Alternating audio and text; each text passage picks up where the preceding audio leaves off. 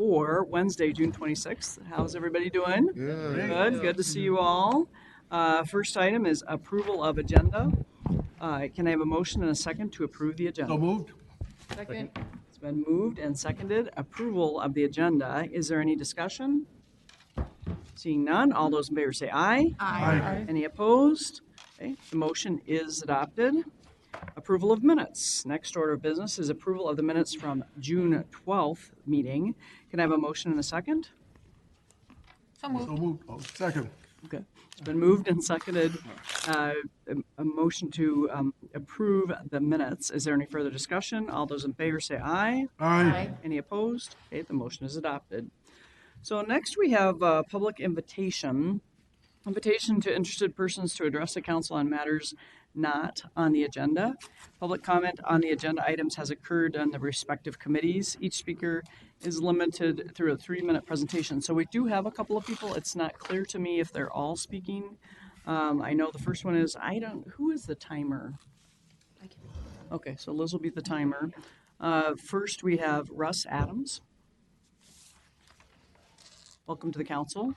If you could introduce yourself for the record. Thank you, Madam Chair, members of the council.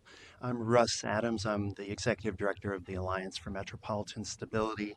I come here to make a suggestion for your agenda for your July retreat that will be happening next month. And it's based on some of the discussions you all have been having since you came on to the Met Council. And to start, I want to tell you a quick story about a Met Council success that happened in the mid-2000s. There's a parcel of land that the council owned at 44th and France Avenue in the Linden Hills neighborhood of Minneapolis.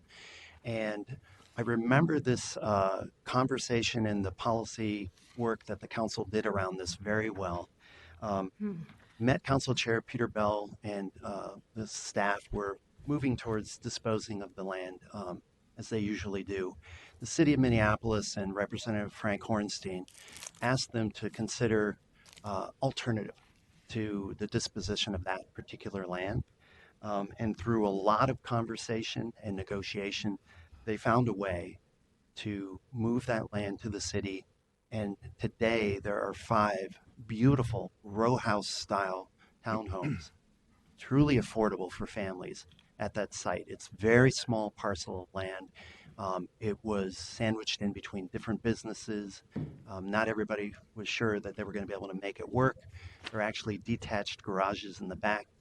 The Met Council, and this was the Tim Pawlenty Met Council, really had to ask themselves, are we going to do things the way we always do, or is there another way? And this points to an opportunity, I think, for the Met Council, this Met Council in July, to think about what kinds of policies you have that you can leverage to encourage equitable outcomes and innovation in practice. And so I just wanted to pull your attention to that. I know there's been earnest discussion at the Met Council lately about these kind of things. And I think there's a higher goal that you could meet and you should discuss at your retreat. Thank you so much. Okay, thank you. So we have 2 other people that signed up and they have not checked if they wish to speak. And so, okay, one is saying no. And the other one? No. Okay. So it just signed in, probably thought that was a sign-in sheet, maybe that you were here. Oh, okay. Okay, good. Thank you. So that would conclude our public invitation. Next, we'll have the consent agenda. Next order of business is the consent agenda. Can I have a motion and a second to approve the consent agenda? So moved.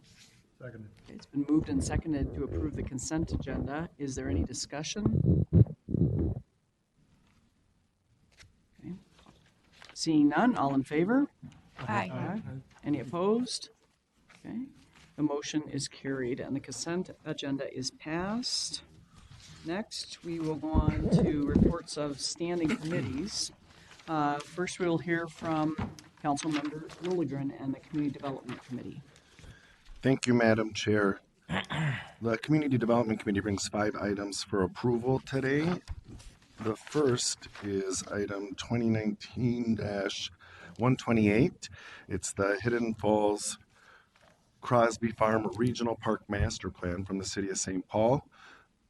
Hidden Falls and Crosby Farm Regional Parks are known to the public as two distinct parks. However, the City of St. Paul groups them together for the purpose of planning, management, and reporting to the Metropolitan Council. It's made up of 5 miles of contiguous regional parkland along the 17-mile stretch of the Mississippi River within the City of St. Paul. Within these parks these parks are within the Bedote.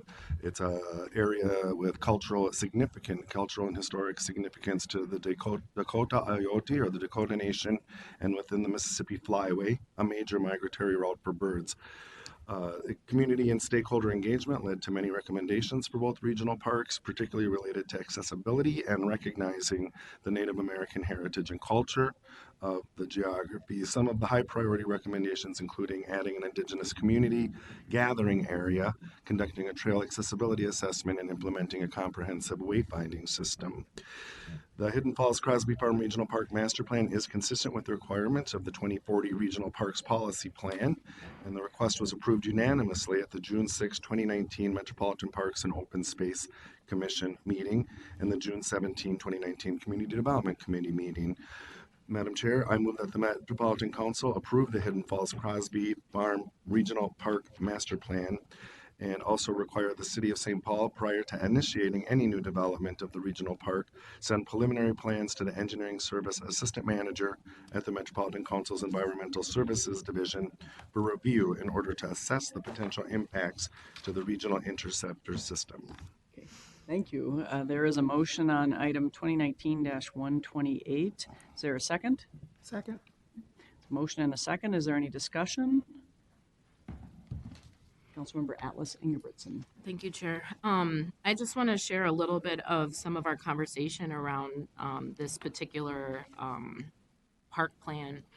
The St. Paul Public Parks did an extensive amount of work with a group of elders from the indigenous communities around this, both at the Parks and Open Space Commission and at our community development meeting. We had conversations around what commitment there was to communities to ensure that they had access for ceremonial purposes and other types of activities. And the park board St. Paul Parks was willing to get back to us and say that they didn't have a policy in place, but were willing to consider and would work with the community around that. One of the encouragements that I gave, and I think there was some consensus or interest in this, is about making sure that we have memorandums of understandings with communities when we have those kinds of dialogues so that assumptions are made, but also to acknowledge that this is the birthplace of the Dakota people. It's not just like a place of just some activities during a particular part of time. And I hope that all of our communities and agencies that are part of our work, we take the opportunity to, I think it's great to work with a group, but to make some real commitments. And I can't imagine some of our, holiest places being a place where possibly someone would have to pay a fee in order to access it from one of those communities. For ceremonial purposes or otherwise. So I just wanted to take this opportunity to share that conversation with our entire council body and just to encourage us to keep our Thrive lens, to keep our equity lens in the work that we're doing. And we have these opportunities to also help encourage and support the decision making that our local agencies, when they do make decisions to do these things, it's important for them to know that we support them too and them taking those actions as well. Thank you. Any further discussion? Okay. Councilmember Lee. Well, thank you, Chair.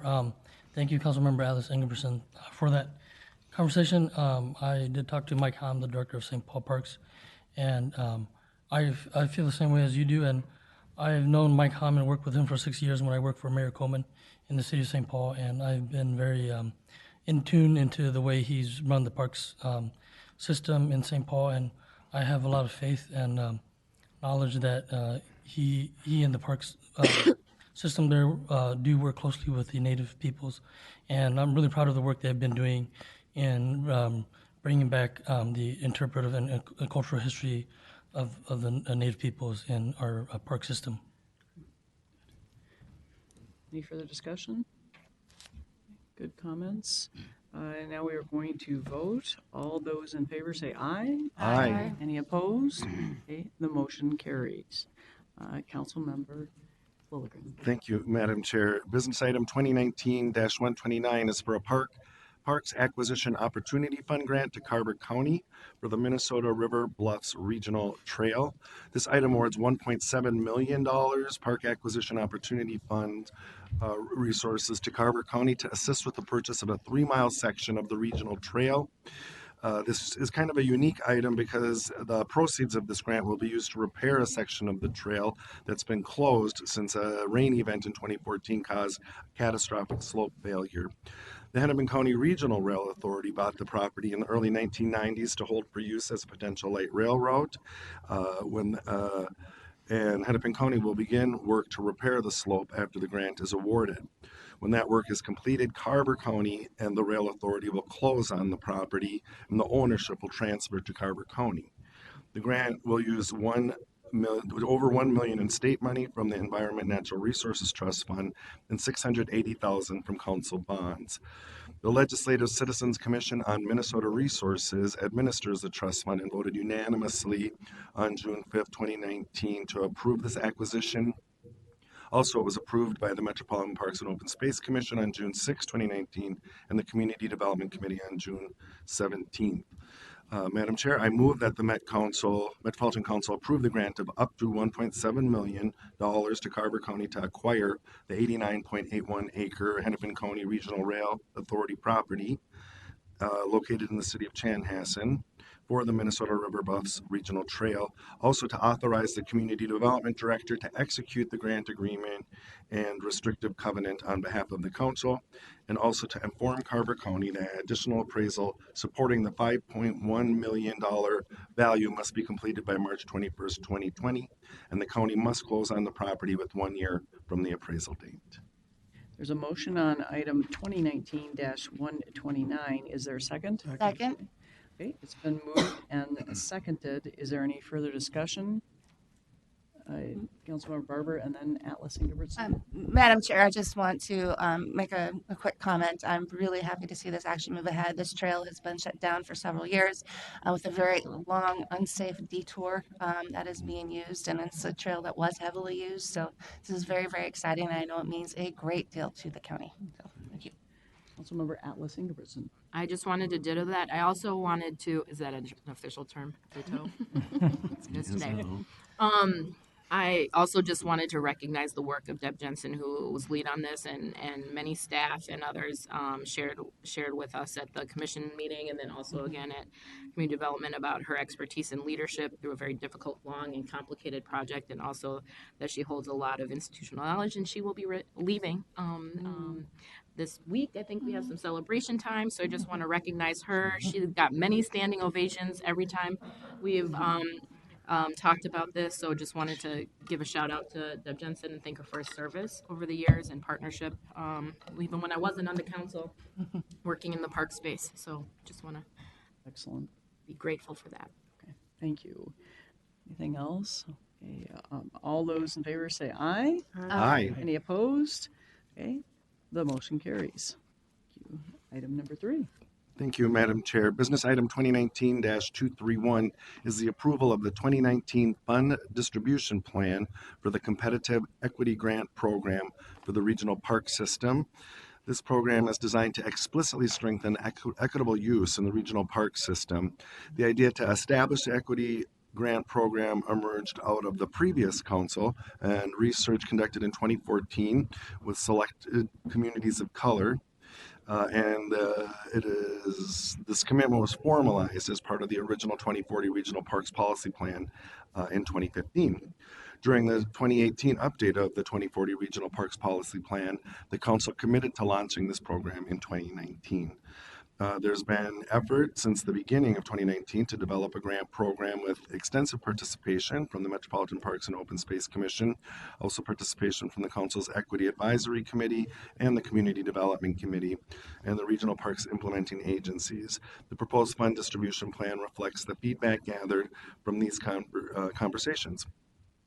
This request was approved unanimously at the June 6th, 2019 Metropolitan Parks and Open Space Commission meeting and at the Community Development Committee meeting.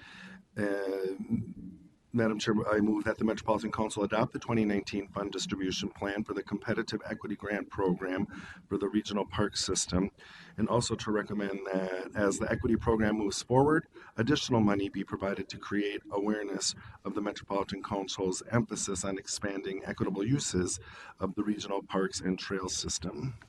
Okay, there is a motion on item 2019-131. Is there a second? Second. And there is a second. Is there any further discussion?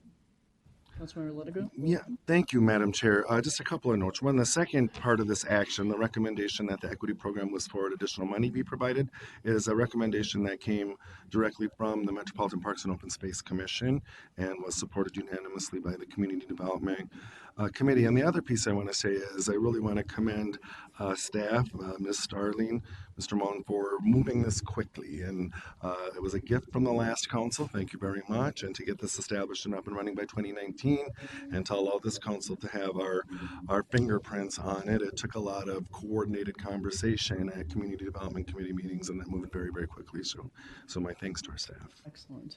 Any further discussion? All those in favor say aye. Aye. Aye. Any opposed? Motion carries. Item number 4.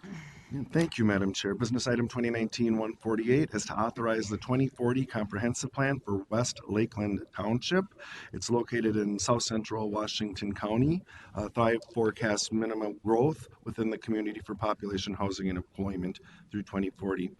The plan includes revised forecasts. Council staff found that average household size and overall population have grown more than expected in the current decade.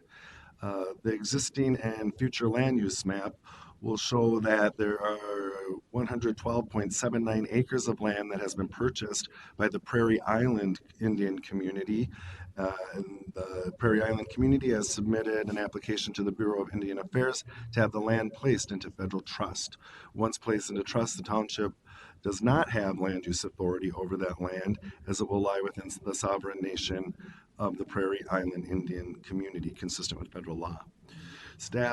Council staff found that the city's 2040 plan confirms to the regional systems plan, is consistent with council policies with the proposed forecast changes, and is compatible with the plans of adjacent and affected jurisdictions.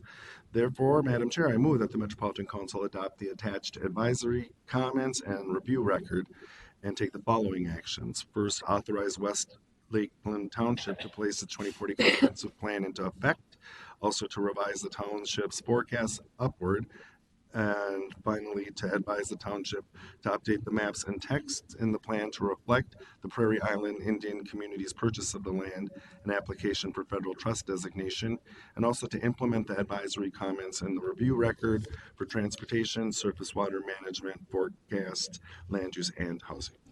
Excellent. So there is a motion on 2019-148. Is there a second? Second. There is a motion and second. Is there any discussion? Okay, seeing none, all those in favor say aye. Aye.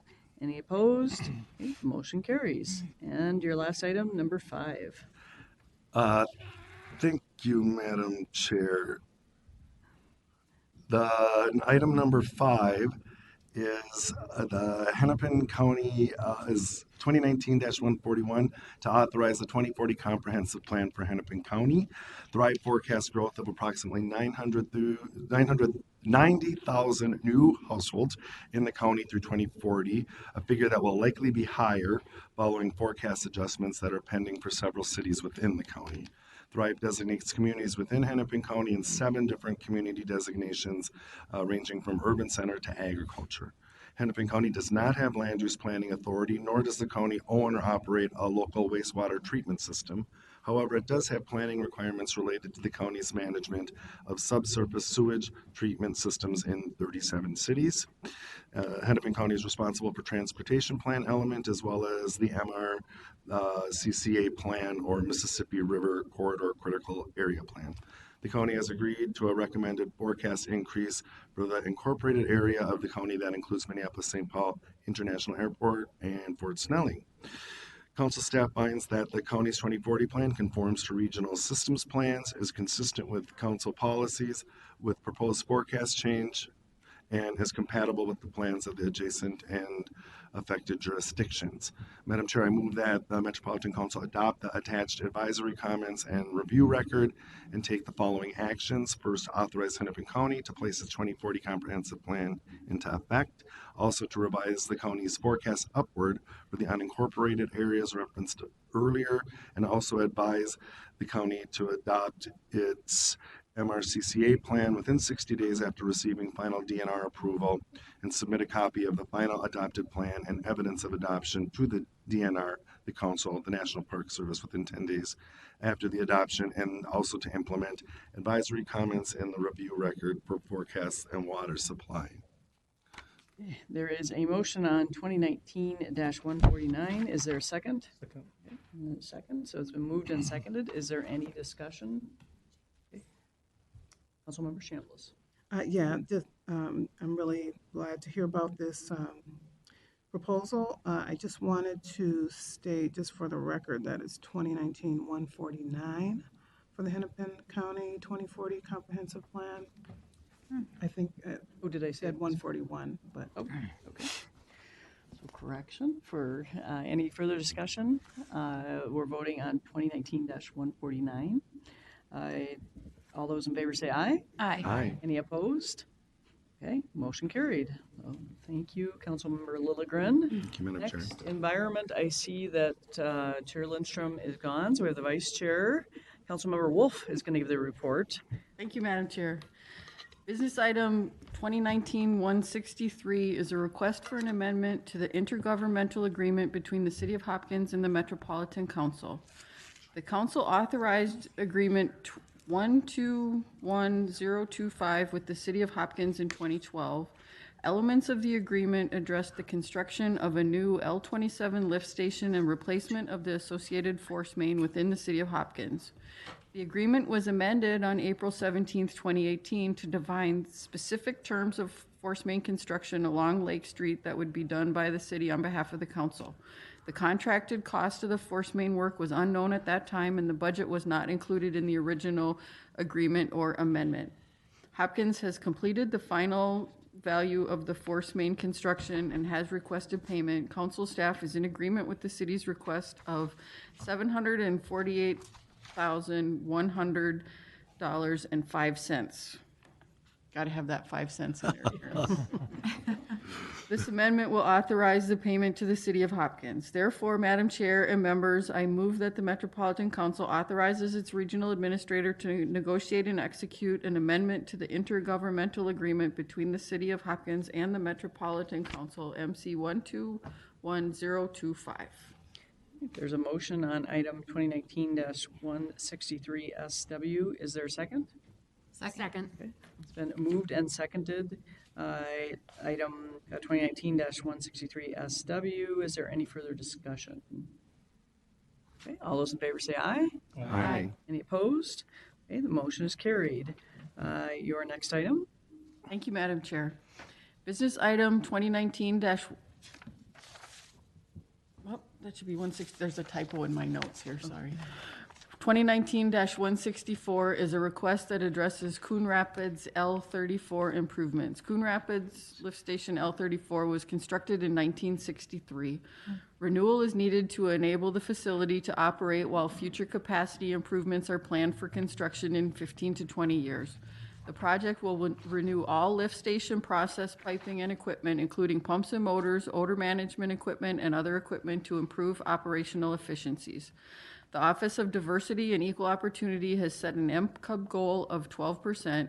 Magni Construction Incorporated exceeded this goal by committing to 12.14% participation. Therefore, Madam Chair and members, I move that the Metropolitan Council authorize its regional administrator to award and execute a construction contract for Project Coon Rapids L34 Improvements, MCES Project number 805560, contract number 18P373 with Magni Construction Incorporated for their low responsive responsible bid of $5,204,448. There's a motion on item 2019-164. Is there a second? Second. Hearing a motion and a second, is there any discussion? All those in favor say aye. Aye. Any opposed? Motion carried. Thank you, Councilmember Wolf. I see there's no management reports. And so that brings us to transportation. Councilmember Barber. Thank you, Madam Chair. Madam Chair, council members, business item number 2019-124 is to request that the council declare 3 parcels of land as surplus and to authorize the disposition of these parcels. Metro Transit staff have determined that the parcels are not needed for transit purposes. Sales procedures will be followed that provide for competition to the extent practicable and result in the highest possible returns. Proceeds from the sale of the parcels will be brought in through the capital budget to decide where the investments will be placed. The proposed action supports the stewardship outcome through the use of funds and strategic investment in regional infrastructure and facilitates development of adjacent parcels. Therefore, Madam Chair, I move that the Metropolitan Council declare 3 parcels acquired by the council and no longer needed for transit operations as surplus, authorize disposition of the surplus parcels consistent with council policy and federal regulations. There's a motion on item 2019-124. Is there a second? Second. Okay, it's been moved and seconded. I never try to call them because I'm worried I'm going to get it the wrong person, right? So Liz is making the calls on that. It's been moved and seconded. Is there any discussion? Councilmember Atlas Ingebrigtsen. In reviewing the committee report for this item, unfortunately, I was stuck in traffic in Chaska and unable to make it that day for the meeting. So I was a little... So I just wanted to point out there was a bit of a robust conversation around how we're applying our equity lens to opportunities like this. And so I just want to call out that there was some interest in thinking about what opportunities we have when we have property that's available and how that property could be used to make sure there's equitable opportunities for development, particularly when we talk so much about affordable housing issues and our own limitations as an example, or transit-oriented development and things like that, and how might we apply those lenses to decisions like this. So I know that there was the vote of the committee that day. I just wanted to, because I wasn't able to make it, share that I think that that's a good idea to start thinking about, and thinking about how we look at some of our policies or practices and how we can apply the Thrive lens across our decision making. We have that tool to think about when we're doing things like this, how does it align with our other strategic values and the things that we're encouraging all our communities to do as well. Thank you, Councilmember Barber. Thank you, Madam Chair. We did have a good discussion about this. I think that some things as part of our process is when we have property that we're looking at potentially declaring as surplus, it does get reviewed by our TOD office to see if it's something that could be used for a transit purpose, which is something very specific.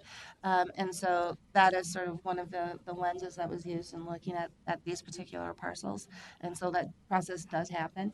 And I think it's something that we try to do that as much as possible to see if there is another option for some of these particular parcels, because this does come before us every now and then. And so we definitely actively do that now, and we'll continue to do so. Councilmember Atlas Ingebrigtsen. Thank you. I think one of the opportunities is that developers are often sharing. We were at so many meetings. I can't even remember what meeting this was at, but just recently heard from a developer that the cost of wood increased the price by 60% of development, and that's what made affordable housing hard. Now, right, I'm sure there's all kinds of excuses. I'm just thinking, what are our opportunities when we have the ability to maybe not take the highest bid, but a bid that is in alignment with our values? Or in that example, also had a meeting last week with a group of philanthropic organizations, and maybe we're not the ones to do that work, but maybe there's a philanthropic organization that parcel would be really interesting in. So just thinking about how might we be open to partnerships or opportunities when we're not the right fit, but maybe there's another group who has the same values that is. Councilmember Barber and then Chambliss. Thank you, Madam Chair. And I'm going to actually pull our general counsel in for a second too, because there's some things that when the land has been purchased, maybe through federal grants and that type of thing, that we have different restrictions. And so if I can have Ms. Bledhart discussed briefly. Ms. Bledhart? Chair, council members, yeah, the money that we acquired the land with always places restrictions on it. So if it's federally funded or if it's state bond funded, we would have to go through that analysis first.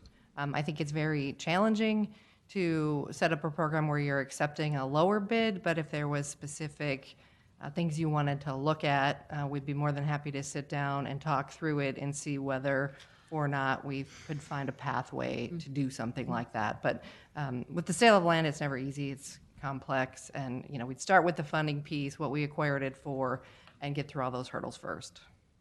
Great. We're going to go Councilmember Chambliss, and then Bento, and then Wolf. Okay, thank you. One of the comments that I had at the meeting was to look at other means of utilizing the proceeds from the sale. And in line with what she was saying and what was noted for the response to that was that the proceeds may be utilized for bus and or rail capital projects consistent with the council's adopted capital program and budget and the state transportation improvement program. So I'm looking forward to the next step, if this does pass, for after the federal analysis, that we look at other opportunities for the use of the funds. So I think we go to Councilmember Bento. I just wanted to speak on behalf of the city of Vadnais Heights. The parcel that they are interested in dealing with and is contained in this motion has been in the mix for about a year or so, over a year, I guess. And they've been anxious. They've got an interested buyer. It's in an area where there's really little other use for the property other than what that clinic wants to use it for, and so they're anxious to get the ball rolling on this. So I want to speak on behalf of Vadnais Heights that this is an important item, and they're chomping at the bit to get going on it. Okay. Councilmember Wolf. Thank you, Madam Chair. I just wanted to speak up on behalf of our transit riders, that we keep in mind that that money goes back into our system. And if we accept a lower bid for some other purpose, we're essentially saying you're not going to get that bus shelter or whatever it is that money would have paid for. And since we're not a housing agency using transportation money to pay, to subsidize housing, I think that would raise some eyebrows amongst our constituents if we were to explore subsidizing some other use instead of getting as much as we can for the system and putting it back into our system. Okay. Is there one more? Did I see? Okay. Councilmember Gonzalez. Just briefly, and because, thank you, Madam Chair, because Mr. Councilmember Ferguson is not here today. I agree with the crux of his observations that the analysis of how to dispose of the surplus property was done with a kind of narrow focus on how much of whether we had an use and how much money we can get out of the properties once we sell them. And his point, and this is my take on what he was saying, Mr. Ferguson was saying, his point was that we should also incorporate an analysis of what other purposes can we allocate for surplus property that will help with our equity goals. So it's just a matter of making sure that our policies and our procedures do take those additional steps. In this particular case, as you see from the minutes, I did oppose his motion because I thought that this was a matter for a policy discussion as opposed to dealing with the specific properties at issue here. But definitely we need to make sure that our procedures do keep that lens in mind when talking about asset disposition or any other factors. Thank you. Good comments. So I am going to ask the regional administrator pro tem or the deputy director, how, when the council is interested in changing policy, what's the process? Madam Chair and council members, so policies are set by the council, and so we would bring a policy change back by the council. We can't, through policy, however, change the funding source restrictions that come along when we get property. So if we bought with state bonds and state bonds have some restrictions, those are going to follow through, and our policies can't change that.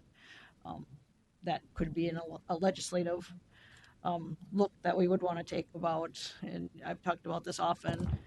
State bonding historically has funded a building, and now they're funding a light rail line, and their $1 in goes across the entire rail line, even though they're only 10% of the project. So those are areas that I think we can have policy directions at the legislature for. But in terms of setting council policy, that those policies all go through the management committee and then to the council for vote. So I think, because I'm hearing a lot on both sides, is that we need to think about, the next steps, and, I'd ask staff to help us do that, and we can talk about that when ideas come up. I think Liz is catching it in the meeting, in the minutes, but kind of, obviously it's a difficult policy, but, it has come up as a consideration so that we could start a sort of either parking lot or some kind of list of policies people are interested in working on, and then figure out how to work on them. So I don't know if it has to be members of the management committee that work on that, because then they can feed it up, or if we can form sort of ad hoc groups. Or do you have any suggestions on that, or should we think about that? But I want to make sure we don't get that lost in the process, because I think there's also other policies people are interested in. Yep. So Chair and council members, as you're giving us that feedback, we're starting to pull those policies and take a look at them, and we will bring them for discussion in the management committee about what potential changes that we want to make to those, and then again, staff would then make those changes and bring it back then through the management committee and up to the council. And we've got some other examples of that in the investment review committee. They've got some ideas about things, so we went off and did some research, and now we're bringing that research back to the investment review committee. That may or may not result in a change of policy that then would come to the management committee and then to the council. So we've got some examples of that already occurring. Okay. And I think Councilmember Ferguson was definitely interested in this issue, who is, of course, he's on the management committee. Councilmember Lee? Yeah, thank you, Madam Chair. I want to echo what some of the other council members said earlier, and I want to thank Mr. Adams for his opening remarks, and he had a good example of what happened when we held on to land or helped transfer it to a local city. And I think an example in the opposite direction could be, we let go of this land, and with the new opportunity zones thing, what if some investor in LA who buys the site unseen and does something, puts some kind of monstrosity there and gentrifies the area, and real estate is at a premium, and if we let a situation like that go on, then we have contributed to the loss of affordable housing for the future. Very good thoughts. So, Councilmember Alice Ingebrigtsen? Yeah, I just want to point out that I think just for clarity, I'm sure we all know this, but I feel like it's needed to say it, that I think this is a really valuable conversation of us sharing ideas. It's not specifically about this particular community and this particular project. So I just felt like I wanted to make sure that was clearly stated and was in the space. And I'm excited that we're having these kinds of conversations, and that this was the impetus for the conversation, but not the target of the conversation. Well, Right, and it seems there's several policies wrapped into this, right? Surplus land, how we handle them, equity policy, like the equity lens, and when we're selling surplus land. And then we might also ferret out other ones. You know, this is, as the chair, I deal with these issues more often these days. And we've been taught, we had some meetings last week on issues like this, and some of the council members are getting up to speed on that. And so this is something that's going to be with us. And so we definitely want to, if you want to make an imprint on it, we can look towards that and see. It seems to me, and we'll just deal with this as you go through the process, but each one is very individual in terms of how it works. And but that said, it's always good to look at our policies. Councilmember Bento. Madam Chair, and I just had one additional abstract thought, and it kind of bounces off what Mr. Davis said and what Councilmember Lee just said. And that's the idea that if there are going to be some working groups on policies or any other kind of issue, we might want to think about former council members or local officials who might be good members of those working groups. They might bring a perspective and a kind of a, and I know a lot of folks at this table have extensive city and county experience, but a today sort of perspective on the issues they're facing and the challenges they're facing, and it would open up the council process a bit to outsiders. So just a thought for us. Obviously, those recommendations would have to come back through the committee and the full council process, but it would give an opportunity to engage others. So just a thought. Yeah, good point. Councilmember Wolf. Thank you, Madam Chair. I just wanted to sort of add a counterpoint to Councilmember Lee's comments. I think that having an open bidding process is important so that everybody has the chance to buy the land. Because if you're not somebody's friend and you have no opportunity then to buy the land and pitch for development, we're kind of creating our own system of winners and losers, which could have some bad consequences come back on the Met Council. Because if the legislature starts to feel like we're buying up more land than we need, and then having sweetheart deals with our friends to do development, they may restrict what land we can buy to avoid having those sorts of backroom deals go on. So I think for fairness and transparency, if we have extra land and we don't have a use for it within our realm, the fairest thing we can do is put it out for bid so that all developers have a chance at it. Otherwise, we're sort of hoarding land and kind of creating our own winners and losers, which I don't know is necessarily equitable either. So, as you can see, this is a big discussion, and there's a lot involved with it. Councilmember Johnson. Thank you. Right at the edge of that rabbit hole, will not jump. But I would, appreciate the insights on Vadnais Heights. It sounds like they have something that's really going to be good for them, and so that's awesome, right? I understand that point of view, and good for them. But these other, it's still guided by a land use and a zone, right? So there's a whole bunch of decisions that still potentially would have to be made unless the successful buyer miraculously fit with what exactly they were trying to do on probably a weirdly shaped lot, I'm guessing, with setbacks and whatever. So, I hope there will be some very good uses that come forward. I really want to dig into this discussion and the policies that go around it. And then I really hope if local partners get in there and they are working to, meet the Thrive 2040 goals, that they then will take up the power that they have to do those things, because they ultimately hold that power too, especially if re-guiding has to take place and rezoning has to take place and the public gets involved. So I hope that there are some really good uses for this that local communities will embrace, because ultimately they will have the final say in what develops. Anything else? Councilmember Zarin?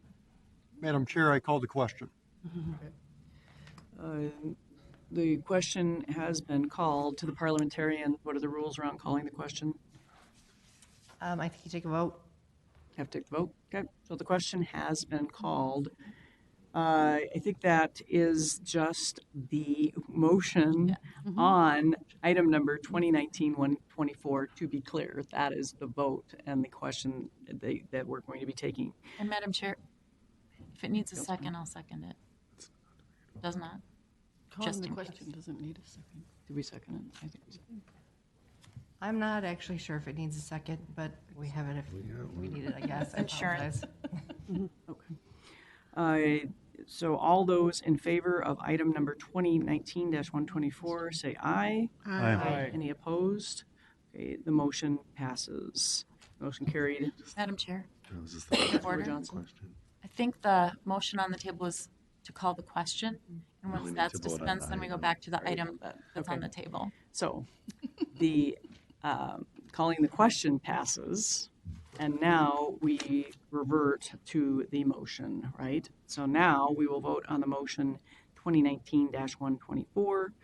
All those in favor say aye. Aye. Any opposed? We just had a point of, did we have a second on that motion already then? Yes. We got to discuss it. Okay, thank you. Thank you. Are we okay on this to the parliamentarian? Yes. Yes, okay. Okay, more discussion, obviously, outside of council. Next, we have the joint report of Environment and Community Development Committees. We are going to have that led by Councilmember Lilligren. Thank you, Madam Chair. And these next 5 items are plans that are joint business items because the cities are connected to the regional wastewater system. Both the Community Development Committee and the Environment Committee have reviewed and acted on all 5 of these plans. So the first is 2019-133 JT. The authorizes the 2040 comprehensive plan for the city of Plymouth and approves their comprehensive sewer plan. Plymouth is located in central Hennepin County, and the city of Medicine Lake, which we'll see the plan next, is located entirely within Plymouth's boundaries. Thrive forecasts growth of approximately 3,500 new households in the community through 2040 and designates the city as suburban edge. Council staff found that the city's 2040 plan confirms to regional systems plans. It's consistent with council policies and is compatible with the plans of adjacent and affected jurisdictions. Madam Chair, I move that the Metropolitan Council adopt the attached advisory comments and review record and take the following actions. From the Community Development Committee, authorize the City of Plymouth to place its 2040 comprehensive plan into effect. Also revise forecasts as shown in Table 1 of the attached review record. Also revise the city's affordable housing need allocation to 679 units and advise the city to implement the advisory comments in the review record for water supply. From the Environment Committee, recommended approval of the City of Plymouth's comprehensive sewer plan component of the city's 2040 comprehensive plan. There is a motion on item 2019-133 JT. Is there a second? Second. Okay, it's been moved and seconded. A motion, is there any discussion? Madam Chair. Councilmember Johnson. As I said at the management or at the Community Development Committee, I really want to thank the City of Plymouth, the staff, the council, the citizens. I was part of this process and they really put a strong effort into some of their certainly community that is still developing but going into redevelopment. And I think a lot of what they're trying to do certainly matches affordable housing, equity, transportation planning, and all the things that we're trying to do throughout the region. So kudos to them and thank you for their hard work. Any further discussion? Yeah, all those in favor say aye. Aye. Any opposed? The motion carries. Item number 2. Thank you, Madam Chair. It's item 2019-134 to authorize the 2040 comprehensive plan for the city of Medicine Lake and approve their comprehensive sewer plan. Medicine Lake is about 8 miles west of the city of Minneapolis in Hennepin County, as I said, completely surrounded by the city of Plymouth. The city has approximately nearly 400 people, 170 households, and no additional household growth is forecasted to 2040. Thrive designates the city as suburban. Council staff found that the township's 2040 plan confirms to the regional systems plans, is consistent with council policies, and is compatible with the plans of adjacent and affected jurisdictions. Madam Chair, I move that the Metropolitan Council adopt the attached advisory comments and review record and take the following actions from Community Development Committee: authorize the City of Medicine Lake to place its 2040 comprehensive plan into effect and to advise the city to implement the advisory comments in the review record for transportation and housing. From the Environment Committee, approve the City of Medicine Lake's comprehensive sewer plan component of the city's 2040 comprehensive plan and advise the city to submit a copy of the final adopted ordinance that requires the disconnection of any identified prohibited discharges to the sanitary sewer system. There's a motion on item 2019-134 JT. Is there a second? Second. Okay. And there is a second. Is there any discussion? Madam Chair. Councilmember Again, I just Johnson. want to thank the city officials in the city of Medicine Lake and its citizens as well. It's a lovely community. They've got a lot going for them. There's been some new investment. They're doing a great job on their infrastructure, and they're a really good steward of the lake too. So kudos to them, and I'm proud to support this motion. Any further discussion? Seeing none, all those in favor say aye. Aye. Any opposed? Okay, motion carried. Item number 3. Thank you, Madam Chair. Item number 3, business item 2019-135 JT, is the City of Mahtomedi 2040 Comprehensive Plan. The city is located in western Washington County on the eastern shore of White Bear Lake. Thrive forecasts steady growth within the community for population, housing, and employment through 2040. The city has requested a higher forecast for each of 2020, 2030, and 2040. Thrive identifies the city as suburban community designation and to plan for and accommodate the forecasted growth to overall residential densities of at least 5 units per acre. The plan guides sufficient land expected to develop in the 2021 to 2030 time period at a minimum of 8 units per acre to allow for the development of at least 59 new housing units. Council staff found that the city's 2040 plan confirms to the regional systems plans, is consistent with council policies, and is compatible with the plans of adjacent and affected jurisdictions. Madam Chair, I move that the Metropolitan Council adopt the attached advisory comments and review record and take the following actions from Community Development: authorize the City of Mahtomedi to place its 2040 comprehensive plan into effect, to revise the city's forecast as shown in Table 1 of the review record, and advise the city to implement the advisory comments in the review record for transportation. From the Environment Committee, approve the City of Mahtomedi's comprehensive sewer plan component of the city's 2040 comprehensive plan. Okay, there is a motion on item 2019-135 JT. Is there a second? Second. Okay, and it's been seconded. Is there any discussion? Okay. All those in favor say aye. Aye. Any opposed? Okay, motion carries. Item number 4. Thank you, Madam Chair. Item 4 is 2019-136 JT. It's to authorize the 2040 comprehensive plan for the City of Victoria and to approve the comprehensive sewer plan. The city is located in the eastern part of Carver County.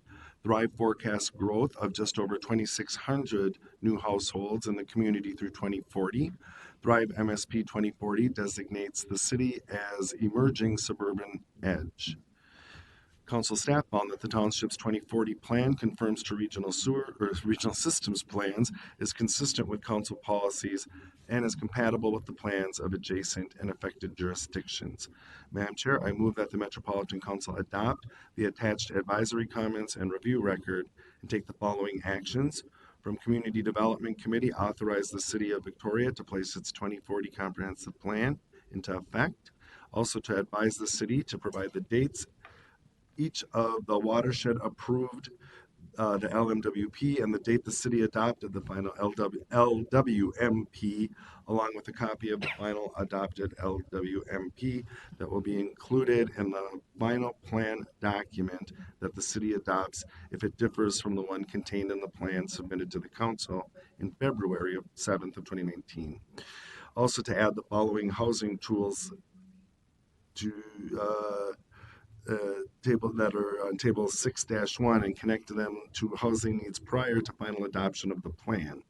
creation, use of the local HRA, CDA, or EDA, or partnerships with county HRA, CDA, or EDA in housing improvement areas.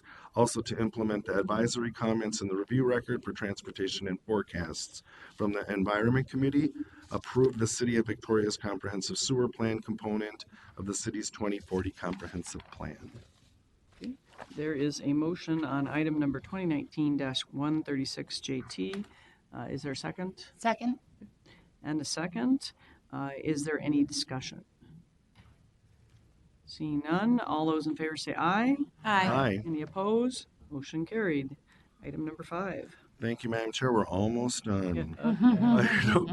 Item 5 is 2019-137 JT. It's to authorize the 2040 Comprehensive Plan for the City of Burnsville and approve their comprehensive sewer plan.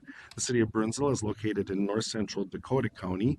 Thrive forecasts growth of 1,700 new households in the community through 2040.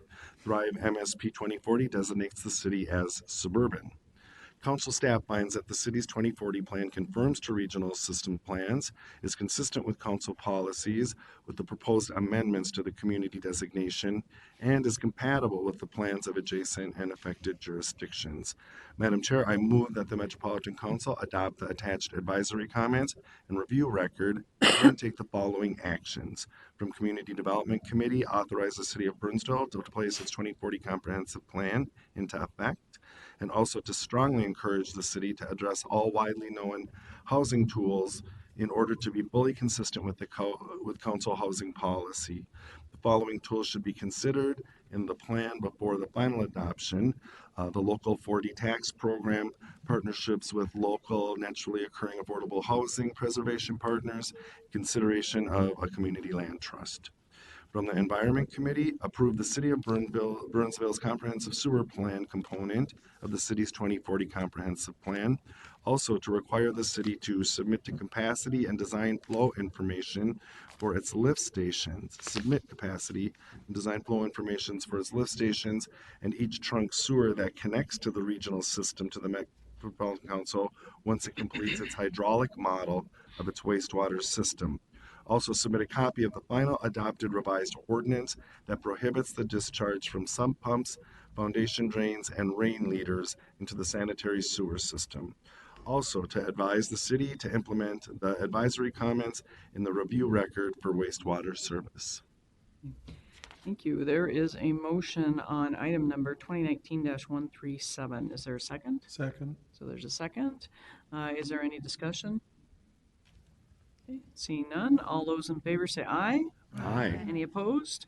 Okay, the motion carries. Thank you, Councilmember Lilligren. Big night, huh? Yes. I was looking so. We're going to move to other business. Next, we have 2 information items. The first item is the Southwest Light Rail Project update presented by Jim Alexander. Welcome, Jim. Well, thank you, Madam Chair, council members. I'm Jim Alexander, Project Director for the Southwest LRT, and last gave an update to you all through the Committee of the Whole back in March, and so I'm back again tonight to give you an update of where we are. Let's see, we have a PowerPoint here. So the topics we're going to cover, we're really all about construction right now, so I have some photos to share with you, and also want to talk a little bit about communication and outreach, some of the things we're doing as we get construction underway. Rather busy project. You recall it's 14.5 miles extending from downtown Minneapolis out to Eden Prairie, and so we touch 5 cities. So there's also St. Louis Park, Hopkins, and Minnetonka that we travel through. So as part of that piece there, we do a lot of coordinating with project partners, namely the cities. There's also Three Rivers Park District is involved. The county's involved certainly as the primary local funder. And we have regular meetings with all these folks in the contractor. There are weekly progress meetings we have. We have weekly what's called an MOT, a management of traffic meetings to talk about what upcoming closures might be had, what closures are happening already, and what tweaks need to be done to those. And also talking about utility coordination. We have both private and public utility relocations on this project, pretty extensive. Right now, the contractor, the bulk of their work is really kind of in office. It has been anyway. There's about 3,000 submittals on this project, pretty extensive, at least on this contract, the civil contract. And so the contractor's been busy getting submittals together, but they've also getting field work underway. Some of the highlights and also some images to show you in a moment. We were obligated to do some background vibration monitoring at Calhoun Isles Condominium Association. This is a 10-story condominium structure located in the Kenilworth corridor down toward the west end. And so we completed that in May, ran about from April 23rd to May 23rd, and that was a requirement that we had an agreement with them. We also delivered freight rail track back in mid-May. Some long strings. I got an image to show you on that. And there's been clearing and grubbing, mainly removing trees and brush that are along the alignment where construction is going to be taking place. And part of that, one of the bigger focuses trail closures. We've closed trails in the Kenilworth and the Cedar Lake trail that goes through, the Kenilworth goes through the Minneapolis area between Lake of the Isles and Cedar Lake, and then the Cedar Lake Trail extends essentially from Minneapolis going into St. Louis Park and Hopkins. And these are closures that we had set forth back during design. We worked with the project partners, the cities and the county and the park districts. Minneapolis Park and Recreation Board was part of those conversations, and to set those timings in terms of the trail closures. So I have some photos to share with you, starting from the west. This is out at Southwest Station. So this is taken from the existing platform where Southwest Transit currently operates their bus operations, and they'll continue to do so during construction. So this is a requirement for the contractor to coordinate with Southwest Transit. We've done a lot of work, a lot of legwork to get up to this point, and things are going fairly well up to this point. What you see here is an installation of temporary sheet piles for eventually a permanent retaining wall that will divide the trunk highway, which is just off on the other side of this wall. There's a ramp coming up to our Prairie Center Drive, and where our station platform is going to be. The station platform for the LRT is going to be combined for LRT and bus is going to be pretty much the same location as this current platform is located. Just to the southwest of that location, we did our first demo. This was a Culver's restaurant that was actually our first acquisition as well back in the day, and so that building is now been taken down and in preparation for starting to do some utility work and getting set up for the structure that will be down there. Ultimately, there will be a 450 stall parking structure coupled with that station platform that will really co-join the existing parking ramp that's the Southwest Transit owns, and they'll continue to operate once we're in play. Moving to the east a bit, we have Eden Prairie Town Center Station. It will be off in the distance here. Just kind of give you an idea, if you're familiar with Eden Prairie, the water tower, you can't miss if you're in that neighborhood, and our alignment just goes to the north of that. So kind of where that cleared area is essentially where the track is going to be going. And we're looking from Eden Road, looking west in this view. Progressing further into Eden Prairie, Golden Triangle Station, contractor did some work at the station proper. There's just getting rid of there's some asphalt pavement that had to be taken up in preparation of installing piles, which this next image is showing. The contractor started putting in piles at the station location. This is part of a rather lengthy bridge that will extend to the north and eventually go over Highway 212, which is just adjacent to this station. More clearing, grubbing at Feltel Road. We're now in Minnetonka, so it's just kind of clearing the way. The alignment will essentially come from your right on this image and come toward this where this orange fencing is located, and head off to the kind of the lower left corner of the picture there, where we're going to work on another bridge structure. It's about 3,000 feet long. It heads over a wetland to the north to the Shady Oak area. The contractor was required to build a temporary parking facility near the historic Hopkins Depot in Hopkins, and so that has been built. That's going to serve as a temporary parking area for a currently there's a parking lot that's just to the east of the depot, and that'll be used for a laydown area. That area is required for the construction of an LRT bridge that will go over Excelsior, which you can see off in the distance here. And as I indicated, we had our first freight rail delivered. This is a machine that actually takes these long strings. I was trying to recall how long they're, like about 1,500 feet in length, and it really just strings out that rail and lays it down on the ground. So that'll be in place. So once eventually, when the contractor gets to replacing the freight rail, that rail will be used for that purpose. There'll be similar deliveries for LRT, but the contractor's not quite ready to do that yet. There's still a lot of work to be done. Underground utilities and site improvements before the rail can come into play.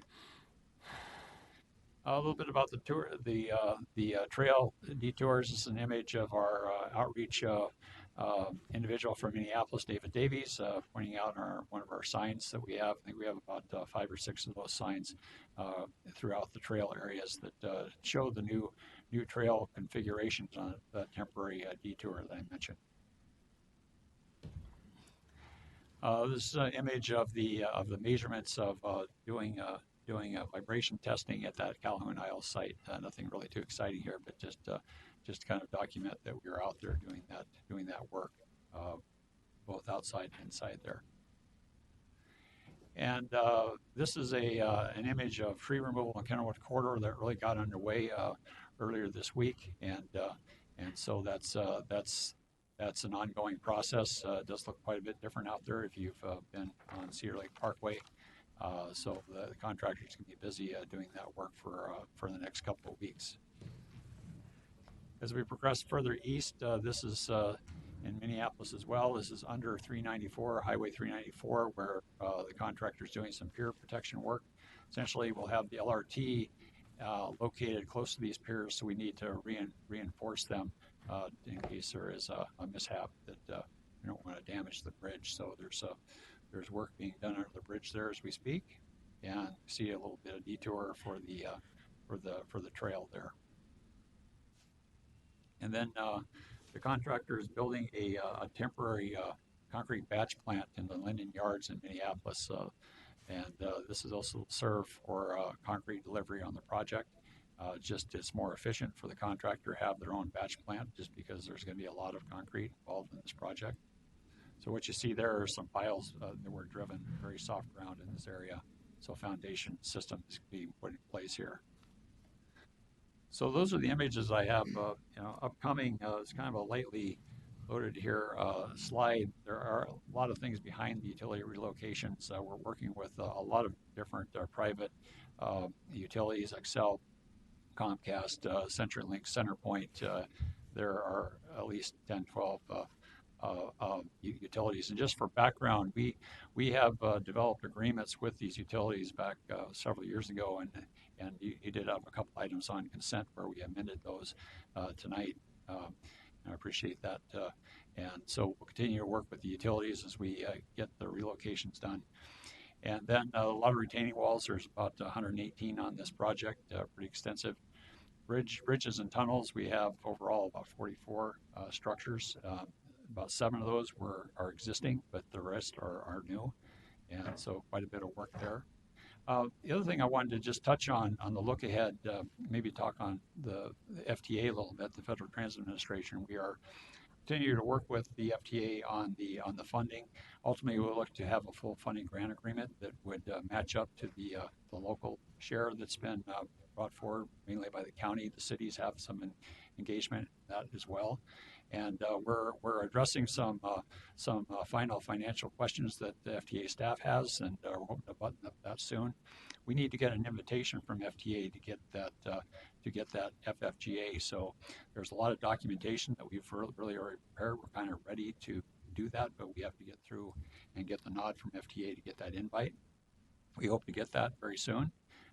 It's kind of maybe so, a lot of you folks are new, maybe even to the Central Corridor experience. we were in construction for what maybe from 2009 to 2011 before we got the full funding grant agreement. So this isn't out of the limits, out of the bounds of what we do for these type of projects. They're essentially, the FTA really likes to squeeze out as much risk as possible before they sign on the dotted line. That's just how they work. There is a lot of scrutiny on these type of projects. It's under the New Starts program that FTA has, but we'll continue to work with FTA on this, and we'll report to you as we do our quarterly updates.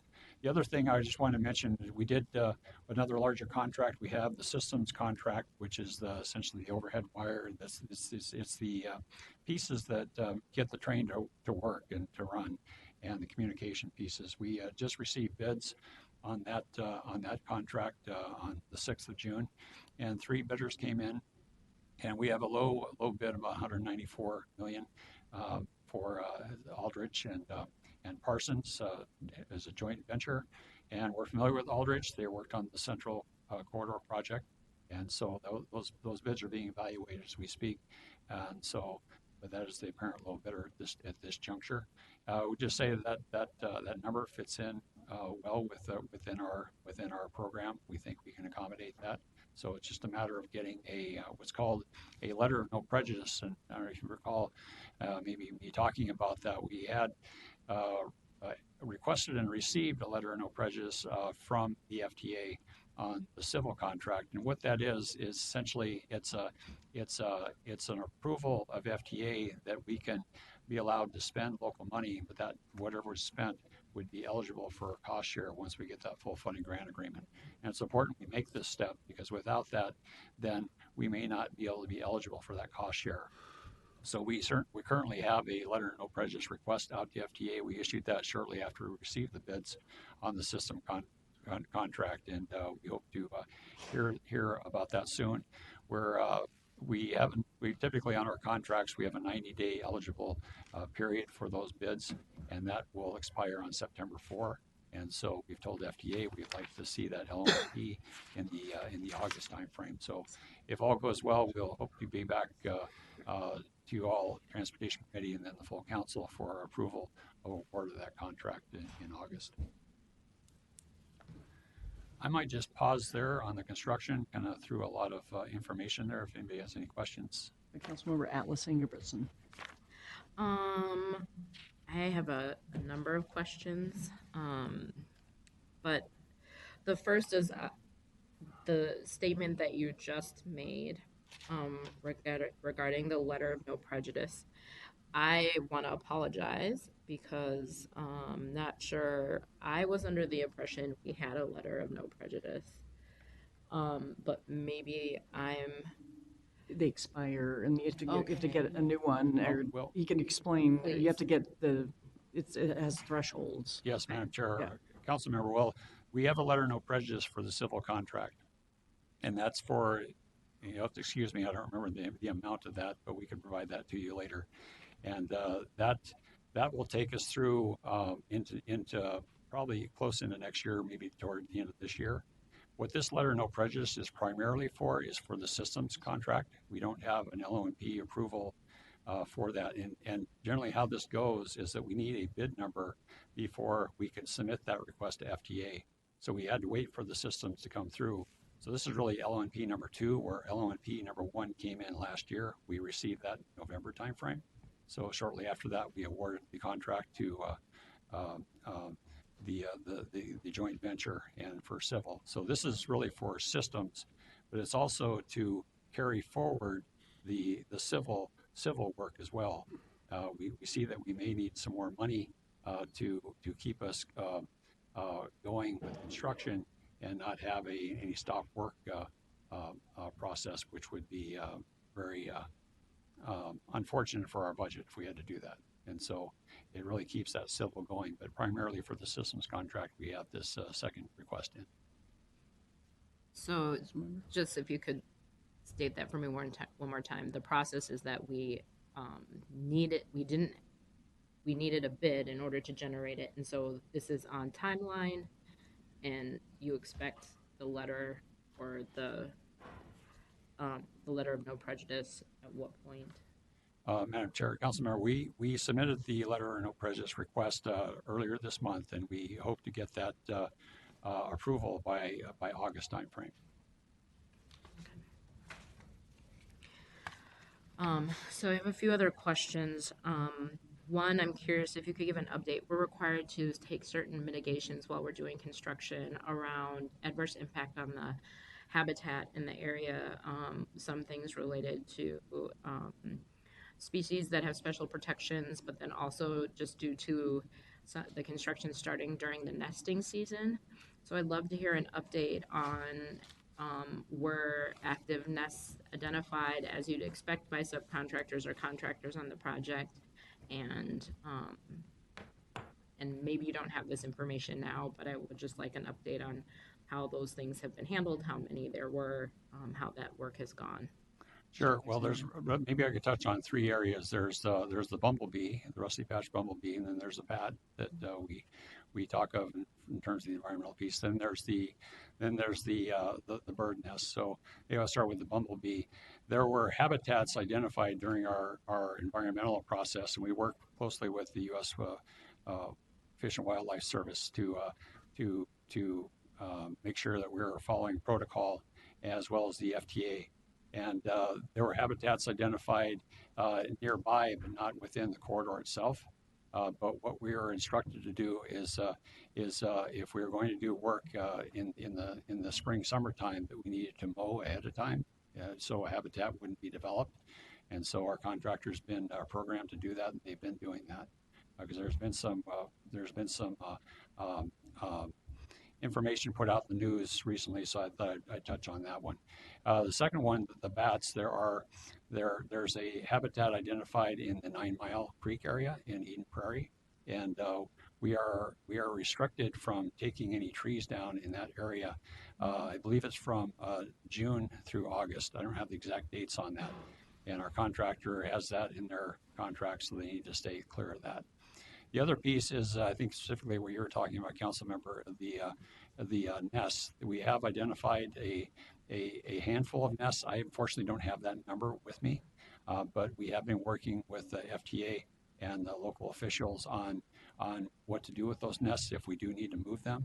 And I could provide more feedback on that. I just don't have a lot of the detail on that. But I just want to reassure you, though, that we are coordinating with both local and federal agencies as we move forward, because it's a very critical piece that we need to pay attention to.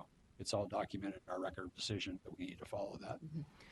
Chair, thank you for that update. And I love to see the information as it comes.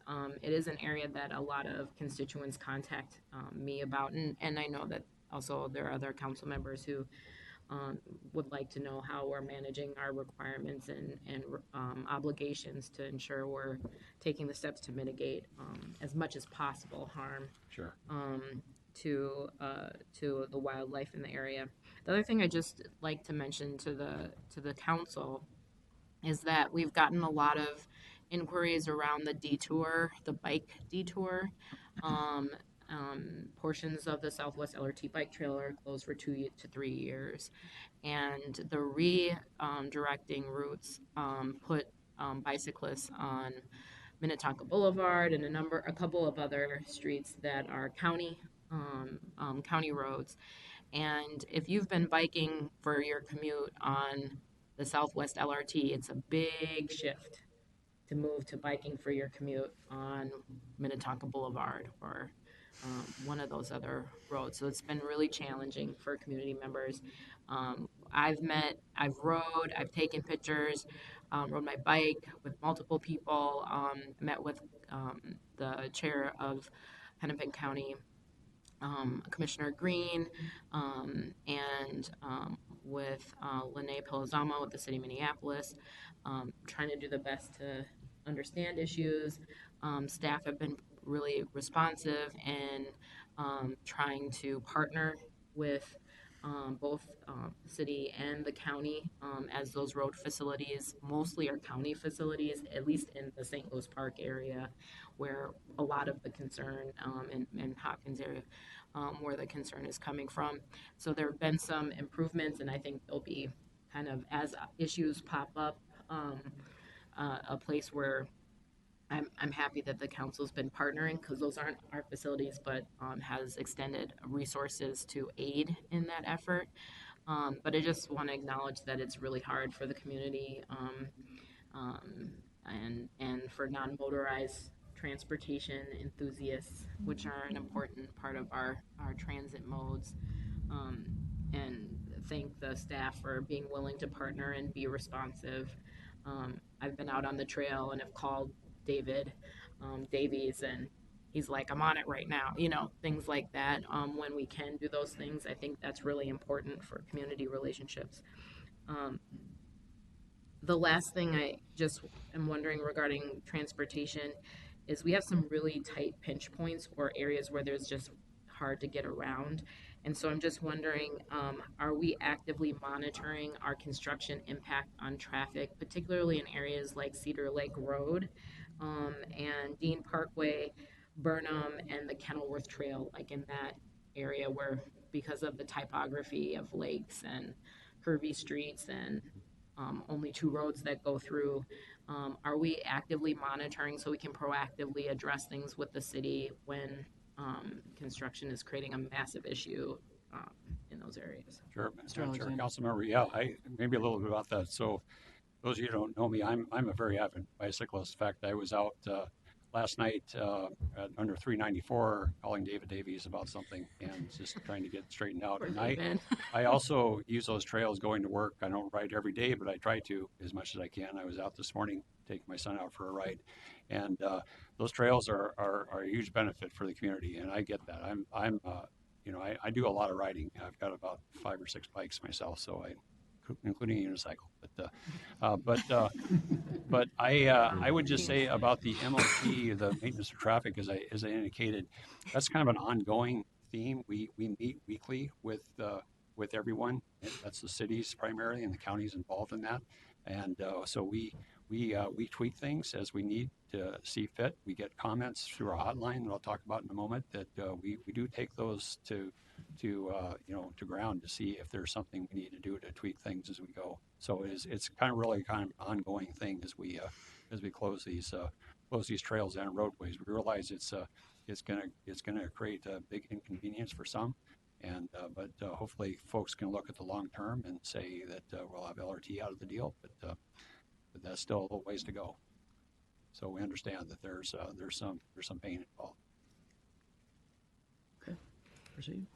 All right. Well, leading on to that communication outreach update, just wanted to give you an idea of some of the things we're doing. We have a weekly project construction update that we typically post Friday midday, and that goes out to I'll have a number here for another slide here, but goes out to quite a few folks.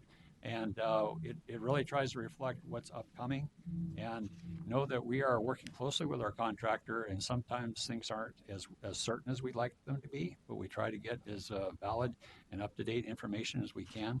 And so that is an important piece that goes out. If you all don't get this, maybe just reach out to me or Sam O'Connell, and we can get you set up to get this posting. It's actually pretty helpful. And we also navigate through Twitter and Facebook, Instagram, and we also have a lot of information on our website, swlrt.org. So just some metrics, this Gov Delivery that sends out this construction update. As you can see, the numbers back in April, as we progress to June, we've sent out over 50,000 individual folks. This is by email, and we have a pretty good rate for people to open those up. Typically, for a government led enterprise such as this, you might see around 20%. And so we're not doing too bad here. That we're getting people to actually open things up and see what's going on.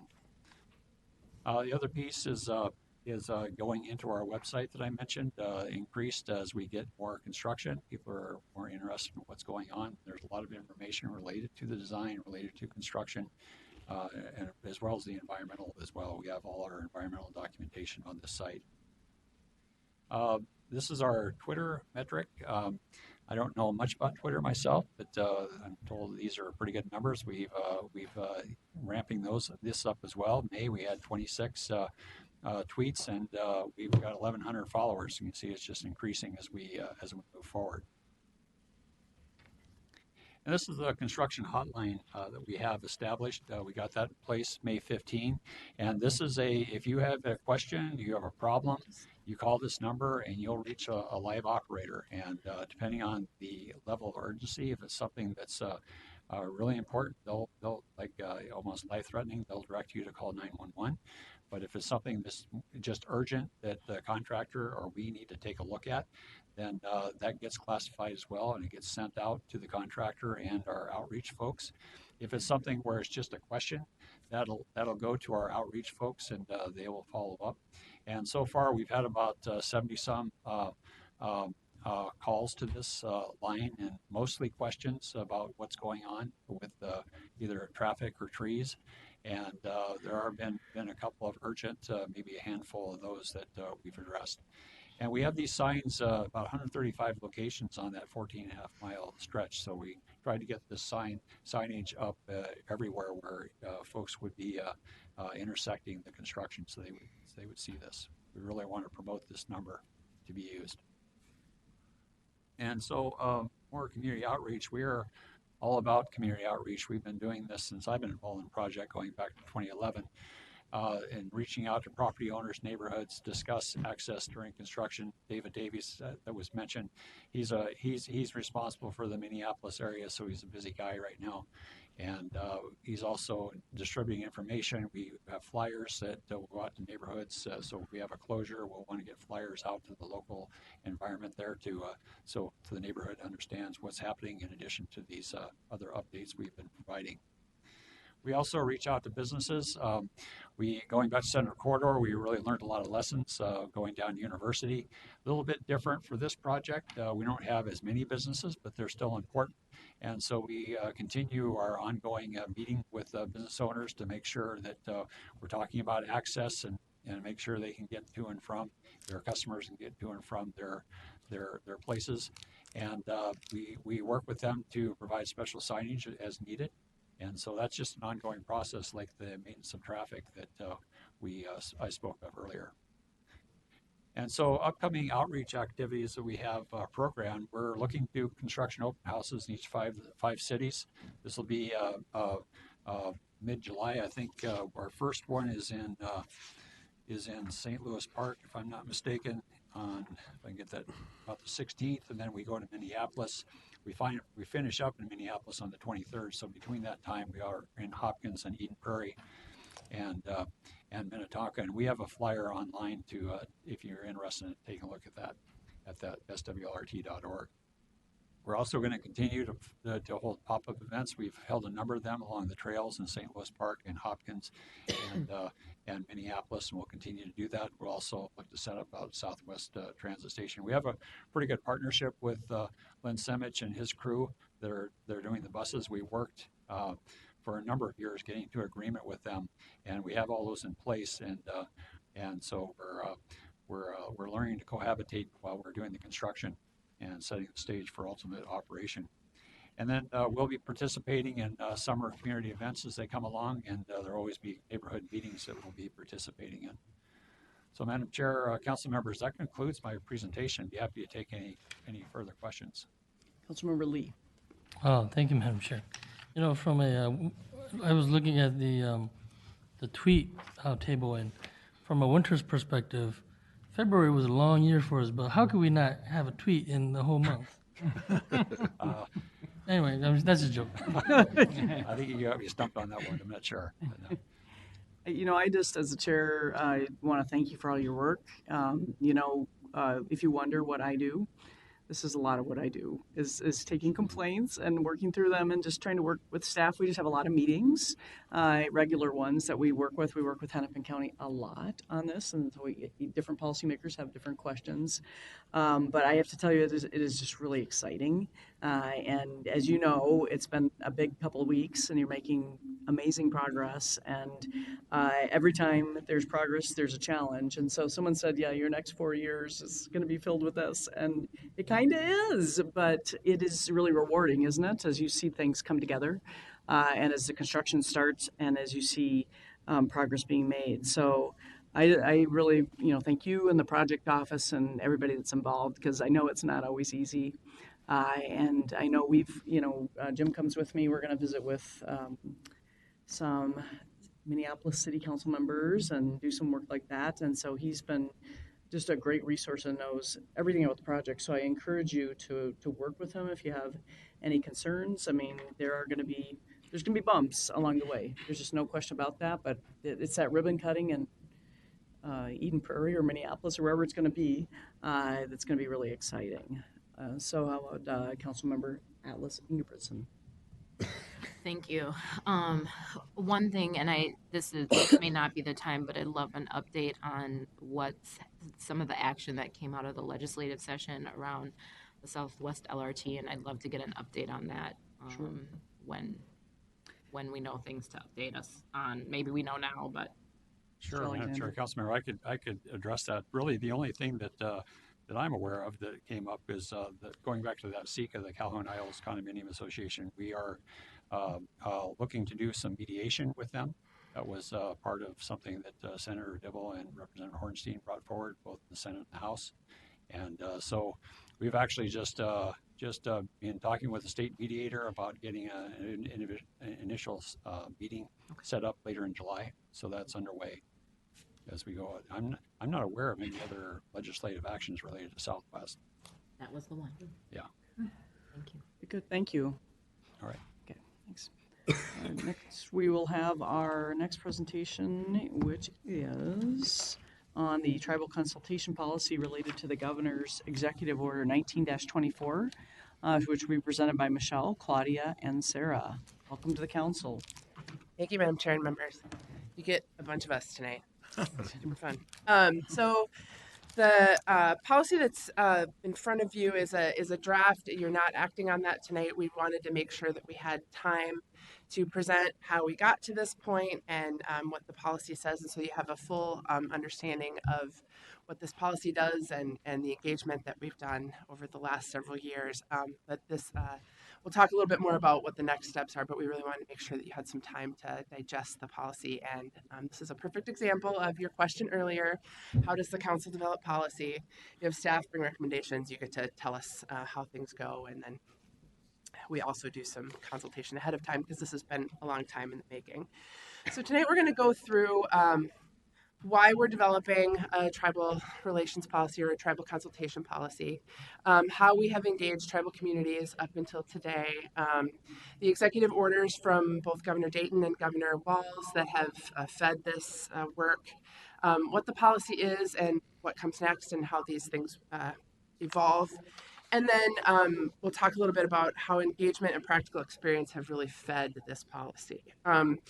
Just to kind of give you a sense of how this all began, more than 3 years ago, several staff went to a training that MnDOT sponsors in Yellow Medicine County at the reservation out there that was sponsored by tribal communities and UMD. And that training was broad and also provided significant recommendation and encouragement to create a tribal relations policy. So we came back totally energized, want to do this, right? And at the time, we did not really have the authority to consult with tribal communities because we didn't have the standing as a state agency or a quasi-state agency as part of an executive order. So when the Dayton administration passed the executive order related to tribal policies, the council was not included. So there was a little bit of a sort of a squishy middle ground that we didn't necessarily know where we would fit in this whole process. Nevertheless, we decided to begin the process of engaging community, talking to our Equity Advisory Committee, which was one of the first stops we made in this process. At the time, there were 2 members who are enrolled in federally recognized tribes in Minnesota. And we also worked with Councilmember Barber, who was a council member at the time. So we started talking to folks, and I'll let Claudia say more about that, but really what that resulted in is really significant, important guidance about how to engage tribal communities beyond just a formal policy, tribal to, or government to government policy, but really how do you treat these tribal nations, but also, members of tribal communities that aren't necessarily on reservation land, but live in the Twin Cities metro area. So one of the other things that you will see as this evolves is this is a policy that's at a fairly high level, and this is kind of how the administrative policies of the council work. You start out with the high level policy, and then you fill in all the details about how this should be implemented. And that guidance that we learned through the engagement work that we did is really going to feed the elements of those policy or those procedures. So we are not bringing those in front of you today because they still need to be developed with staff, but ultimately that's what's going to happen here is the specific guidance about how to do this work is going to come through with those procedures. Just to spend a few minutes talking about what that engagement looked like, I'm going to turn the discussion over to Claudia, and she's going to tell you about what she did over the past 3 years. Madam Chair, council members, thank you for taking the time to listen today. My name is Claudia Fuentes. I do outreach and engagement. I went to that training. I was all fired up. And I said, let's work on a policy. And so I talked to about 30 people, one-on-one, across the 7 counties. And the first people I connected with, as Michelle mentioned, belonged to the Equity Advisory Committee. I just want to tell you a little bit about what I heard. When I was talking to folks, I heard very positive feedback that we were going to write a policy. I had nothing written on paper yet. I said I wanted to talk with them first, which they appreciated. And the 6 topics that they touched on consistently was that, number one, we should talk to them first. We should reach out to them very early before we start any real project. And many stated that they wanted to see a draft of the policy as well once it's written, which they will receive. The second thing I heard consistently was that American Indian tribes are very diverse. We should not lump all American Indian communities together as one. The third thing I heard was that consultation is serious. We should take it very seriously. It's a legal relationship that is defined. However, there are many American Indians that live in our community who are not enrolled in the federally recognized tribes, and that we should engage with all tribal members regularly anyway. Reach out and be patient. We should reach out to American Indian people before decisions are made and connect. It takes time and patience because Native American leaders receive many requests. Then one of the last comments I heard consistently was about organizational capacity. We should ensure that staff with the boots on the ground are aware of this policy and how it relates to our work. We need to provide a context of respect for who the tribal members are and what is appropriate. One tribal member stated that he always asks the question, what is the benefit to my people when he gets approached for consultation? In essence, the spirit of a government-to-government policy is to allow for all parties to find common ground, to proceed in an appropriate way, to avoid misunderstandings, and to work collaboratively. Any questions? So in addition to all of this consultation, which is directly in line with the public engagement policy and plan that we've talked about a little bit in front of you, is to really go to the affected communities and ask them how they want to be engaged in this work. There is a specific legal relationship that a consultation policy has, but we wanted to make sure it went deeper and actually provided our staff with some guidance related to general consultation of tribal communities and people who live in the metro area. So as I mentioned before, the executive orders that were different from administration to administration have changed things for us. The executive order that was released earlier this spring did include the council. So that means that we are required under the executive order to create a tribal policy and submit it to the governor's office by the end of this month.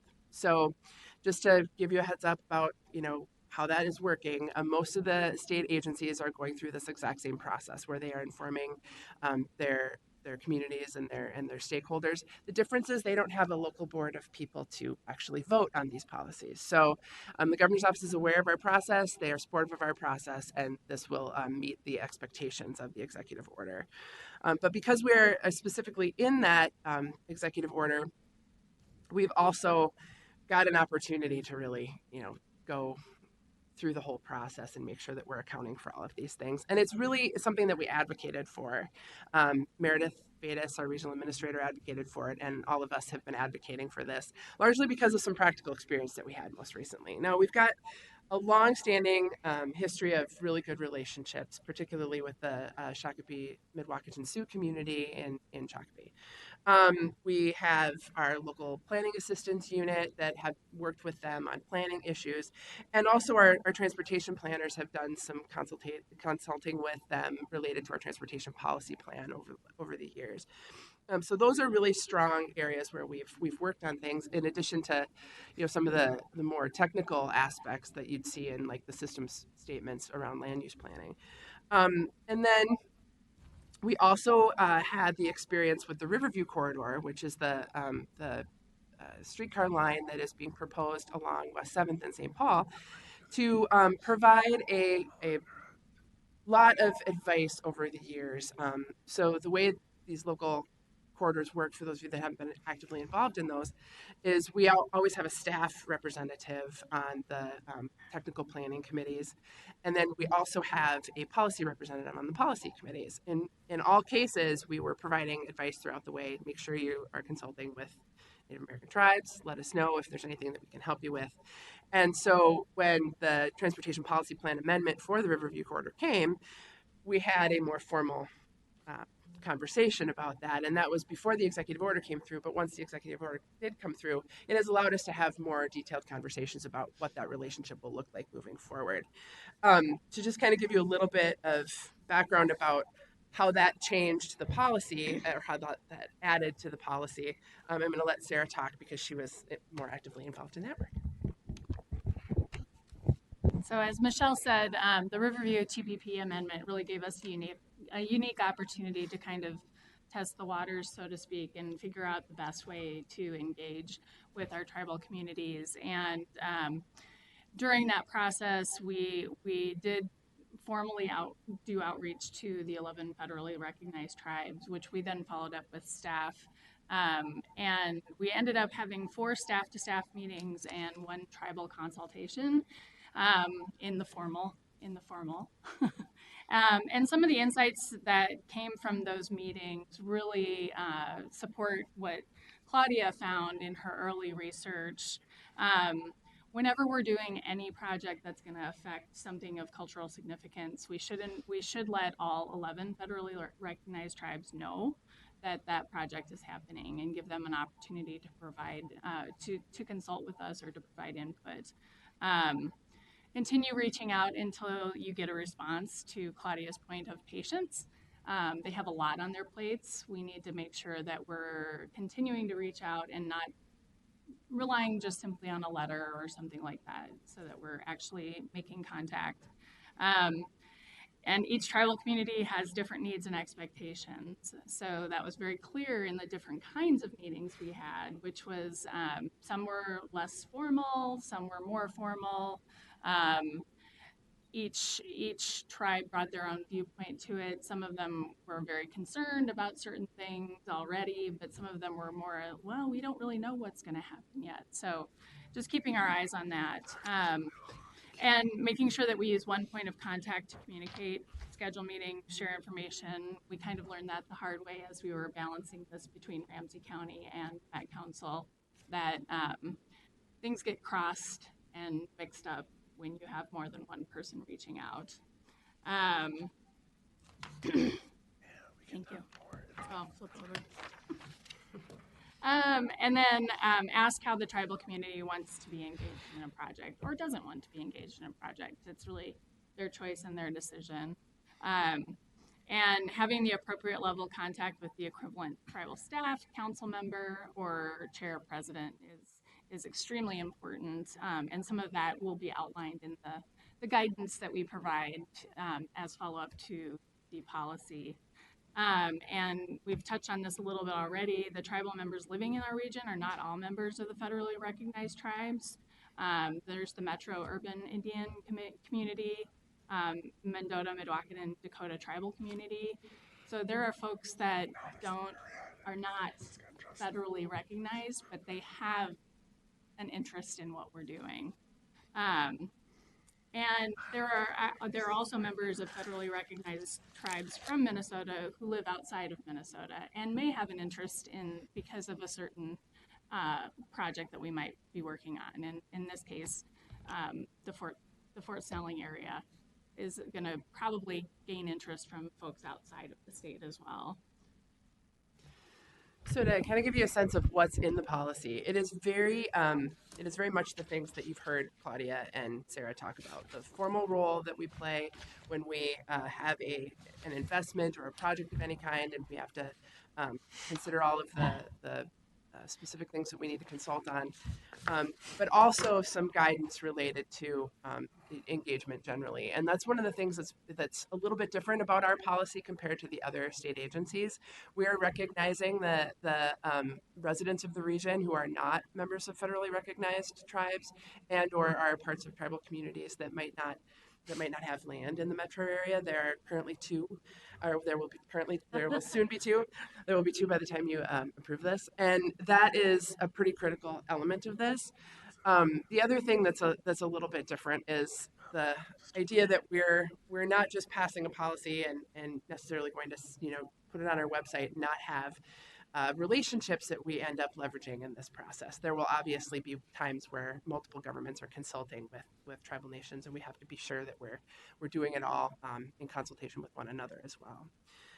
One of the things that Sarah just mentioned, to give you kind of a sense of what flows out of this, in addition to finalizing the policy and bringing that to you for formal action in July, it will first go to the management committee, as Mary noted. That is the standard process, and then it will come to the full council before the end of the month.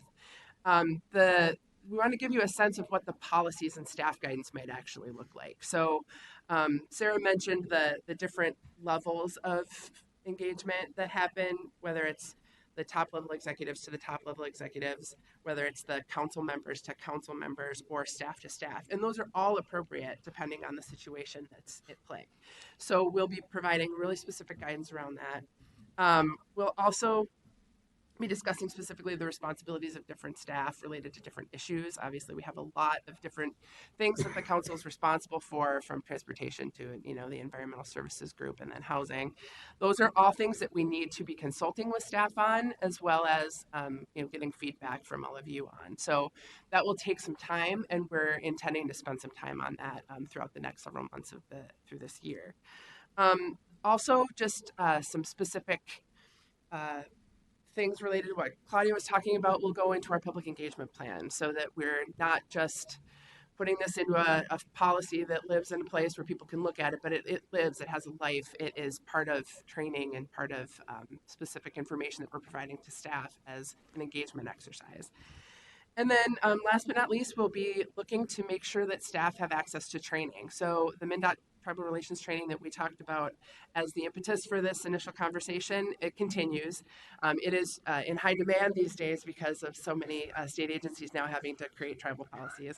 So we're doing our best to coordinate activity there where we can get some staff in the door and in the room there for some of the training. But there are a number of other training opportunities that we've had the privilege of offering our staff over the years that we'll beef up a little bit, that are largely experiential, where we take people out into the region and give them a sense of where the critical cultural sites are. There are some really great tours of the sacred sites in the metro area that go beyond Fort Snelling and the Mendota area, but into Mounds Park and down in Kaposia, which is along the river here in St. Paul. So those are opportunities that we've offered staff in the past, but probably not as broadly because we didn't know the extent of the role that we would play. And now it's very clear what the role we'll play is, and we're going to be putting some time and effort into those things. With that, I think I will stop talking and see if you have any questions about either the text of the policy or the process that we underwent to get to this point today. So thank you. Good presentation. And we have a couple of questions. One that I have is, I know that there are council members that want to get involved with this. And so when are they going to be able to do that? Madam Chair and council members, as I said, we'll begin those conversations here as soon as we approve the policy. There's also some desire to have a more regular check-in. And I think that, whatever makes sense for council members, we can facilitate. And I don't know if Councilmember Barber wants to mention anything about some of the quarterly check-ins we might have or something like that. Councilmember Barber, so are you involved in this then? Yes, Madam Chair. So I've been involved with this since long time. So for multiple reasons, I've got, for one thing, Shakopee, Metawakan, and Sioux community resides within District 4. And so we've had ongoing relationships and discussions with the tribal community. So I've been involved very directly with all of them as we've been going through this process. I know they've tied in Councilmember Lilligren as well. And I think that's really helped the current, help inform the current version that's in front of you today. So if there's other people here that want to be involved, I guess see Councilmember Barber or staff. Madam Chair, you can also ask your council member relations specialist. We're all in the same department. We can make sure that you're on the list of folks to consult with as we move forward. Thank you, And Councilmember. we'll come here too and provide updates. We'll do staff. And Madam Chair, as this comes to the management committee that's on the agenda, if people outside of the management committee, if council members want to come and join the conversation, that's absolutely acceptable. Councilmember Johnson. Thank you, Madam Chair. And I know this must be understood. So it's about a relationship, and it's I'm trying to understand that it's kind of the point of view of how does one approach the tribal community in needs, whether it's for construction or preservation or planning or whatever. But does it also take into account the reverse relationship of tribal leaders or community members connecting with whatever they might need? So it's relationship, it's open communication in all directions. Madam Chair, council member, the executive order clearly states that there should be an annual consultation with the 11 federally recognized tribal communities. So there will be some sort of process that we undertake to make those connections and make sure that as there are needs that the tribal nations have to bring forward, or whether it's a project that the council might be engaged in, that we have an agenda that is shared and set collaboratively. As it relates to people who live in the region, absolutely, they can bring those to any one of you or any one of us, or in any way bring those to the council. There's no limitation in how that goes. If anything, it just opens the door to a more regular relationship with all parties involved. Thank you.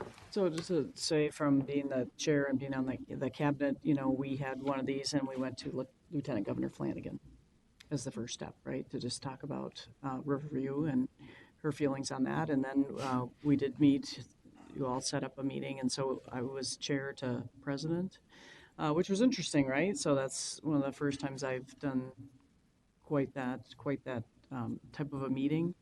But it brings, they wanted their own consultant. There's all these things that happen, right?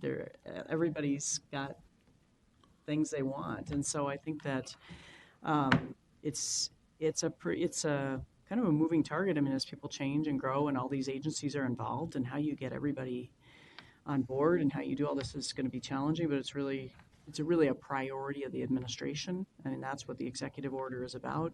And it's really important to the Lieutenant Governor in particular. So we're reminded about that and making sure we do this well and, the best of our abilities and learn at the same time. Just one quick follow-up, Madam Chair. And as this progresses, I mean, I just would like to know more about, in my district, what sites there are. Yeah, that's good. Because there has to be, right? So, but I don't know. And so I really want to better understand, if we can get to that level, what should I be doing and being aware of and connecting to and people in my own district. So it's just something that I might not be on the early side of this, but certainly as this moves forward, I'd like to know, not just when we see things come before us, oh, it's it's a sacred site or there's relationship there on a project. But I just would generally like to know if there's a way to identify that. Madam Chair, Councilmember, I think that's a great point, that it probably would be a good idea for us as one of the first resources we provide to take a look at some of the things that exist in the region and give a better sense of where they're located and how you might access them.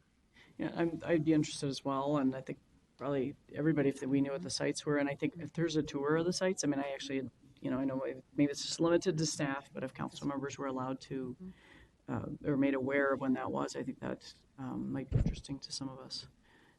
Councilmember Lee. Well, thank you, Madam Chair. I think this is a really important work and is very timely. St. Paul constituents have been contacting me because at the city level, St. Paul is thinking about removing trails along Mountains Park. And there's some sacred burial mounds there.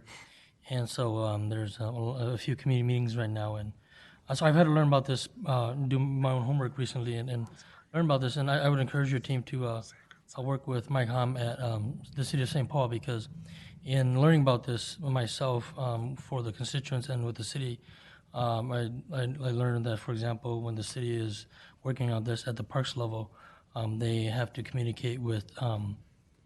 So if you're aware of like historical preservation districts at the national level, there's something similar for the Native American tribes that the National Park Service requires cities to work with and to communicate with. And so my point is, please work with the local cities to see what current resources exist, and we don't have to reinvent the wheel wholly.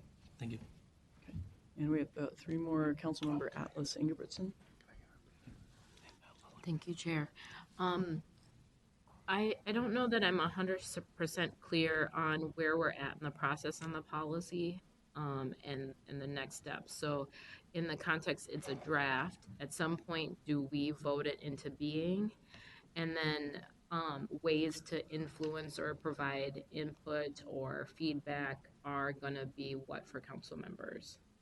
Madam Chair, Councilmember, you can certainly contact us and let us know if you have feedback about this. It will be going to the Management Committee on July 10th and the full council on July 24th. So it would be most helpful if you have any feedback you have before the end of next week, so that it can be part of the business item that is posted for the July 10th meeting. Being mindful of the holiday, we'll absolutely have time to look at that before it goes forward. But that is, you're more than welcome to provide that to us or to even your staff representatives. Okay. Just a follow-up. I want to echo or ditto. I'm going to ditto again. Councilmember Johnson's comment. I think that while it may not be necessarily in what has been asked for of the policy, I think it would be great to be proactive in affirming and welcoming and stating our value of a reciprocal relationship, that it's not just about us extracting or getting improvement from communities, but making sure we're affirming that as members of our community that they have a place to come to us when they have something of need. And I think that's the beauty of what we get from diversity and inclusion, and then ultimately equity, is we get ideas of things maybe we are not even thinking about when we welcome those kinds of relationships. So I would just affirm, I think that maybe it's not what's required, but I'd like that to be a legacy of what our flavor, if you will, to add to the policy. One other piece, I just also would like to think about when it comes to training. So many people do not understand what sovereignty means. And also all the complexity when we say things like consultation. And so I think it's very helpful to provide that to our body as well as to staff. And whether it's opportunities to read or learn. And I also say this with a great deal of humility. The types of legislation put on indigenous bodies in our nation and the consequences of blood quantum for people of color live out in everyday biases or understandings that people don't even know are connected. And it's so complex. It's so hard to understand, even if you're a member of that community. And we don't ever talk about it or think about it if we're not members of those communities. And that's a way that we live in privilege every day. And to me, that privilege is really it's a blinder. It's not an asset. It doesn't allow us to make fully informed decisions. So I would just welcome the opportunity or encourage or support the opportunity to provide a little bit of training and knowledge for policymakers or decision makers and leaders so that they have a bit more empathy for when you say things like, they might be busy, be patient. If every department and division is developing this policy, there's going to be a lot more requests coming. But in addition to that, we're talking about a people who are coming back from genocide, right? And whose life expectancy is very different than most of ours in many communities, and are facing a very unique situation that I hope we can just be empathetic towards and thoughtful about and humble around. Thank you. Councilmember Vento. Madam Chair, I have 3 recommendations of resources. That Minnesota Humanities Center, which is located over near Lake Phelan, a year ago they did tours, and I'm not sure if they're still doing them or not. They are? There's 3 coming up. Oh, good. Wonderful tours. And the second recommendation is John Anfinson and his staff with the National Park Service. John's a historian and knows the history of this region and the Mississippi and the relationship that the tribes had. And then the third is Maggie Lorenz with Lower Phelan Creek Project. Heads are nodding. They've got all these people. Never mind. Sorry, I took the time. Nope. All 3 are On the excellent. same page. Good suggestions. Councilmember Gonzalez. Thank you, Madam Chair. I just want to start by saying that one of your former colleagues, Selena Martina, is now the Executive Director of Engagement and External Relations at Minneapolis Public Schools, and she has only high praise for Ms. Fury and for your staff. So even the people that leave the council still speak highly of the staff that we have here. So just wanted to share with that. I like the policy. I think that in my experience, there are many agencies that try to comply with our requirement. There are some other agencies or organizations that try to implement best practices, but I think we are in the process of creating an ideal and trend-setting precedent. And I will encourage you to push that as much as possible. I think you have the support of this council, if I may speak for everybody else, that do as much and as good a product as you can, because I think we can be the standard for the rest of the state agencies. And a couple of suggestions. One is, I wish we could have this brought before the Equity Advisory Council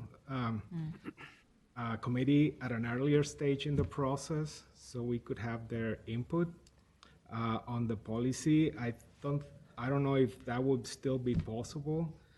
We meet only once a month, and might be a timing issue. If it's possible to fit it in before the policy is enacted, that'll be great. The other suggestion is based on, it's following up on what's mentioned before of sacred sites, and the mention about Mr. Anfison, who is also the state archaeologist or used to work at this office. I think they have a lot of those reports from archaeological excavations that we can incorporate into our maybe website or give more publicity to those findings, because one anecdote is that when we went to visit Lake Elmo Park a couple of months ago, I asked around if they had any information about archaeological sites or any sacred sites, and they didn't have that information with them. By looking at the landscape, I would be surprised that there weren't any settlements in there. It's a prime location for hunting, gathering, and agriculture in prehistoric times. So I think that information might be out there from the state archaeologists. So if we can take that out of their archives and use it, that also should be part of our policy. But thanks for all the work that you're doing. Appreciate it. I'm sure I would just say that related to the EAC, I certainly think that they'll be actively involved in creating some of the procedural advice, which is really the meat of all of this stuff anyway. So to some degree, it's moved quickly. The executive order was signed in April, and we're here today. But they certainly have a tremendously important perspective to provide. So we'll definitely involve them as much as we can. Thank you. Councilmember Lilligan. Yeah, thank you, Madam Chair. And I really want to thank you, Ms. Ferry, and your team for your work on this and the spirit that you've engaged in this work. And we have the executive order, you have the work you were doing before that executive order. I think the draft policy really meets the letter of the executive order, but really steps into, I think, the great spirit that you've shown, acknowledging that the regional Native population is diverse and complex, and the relationships that some of the tribal members, either from Minnesota or not from Minnesota, have with the land is important, and it really acknowledges that. And I really look forward to working with you on this and the procedural pieces to sort of develop what this regional relationship with the local Native communities have, and how it holds up the sort of special relationship between the United States and our governments and the indigenous people that were here. And I want to thank my colleagues. And first off, Councilmember Atlas Ingebrigtsen said, about approaching this work in a thoughtful and humble way. And at least in my experience and the conversations we've had, I feel like you have been doing that. So really to commend that. And you can tell what you've learned about the Native community. I like this be patient part that everyone's kind of grasping on, because a lot of Native people operate in, let me say it differently. Native people are more exerting the way we want to be engaged. And so I think that that's evidence of your acknowledgement of that.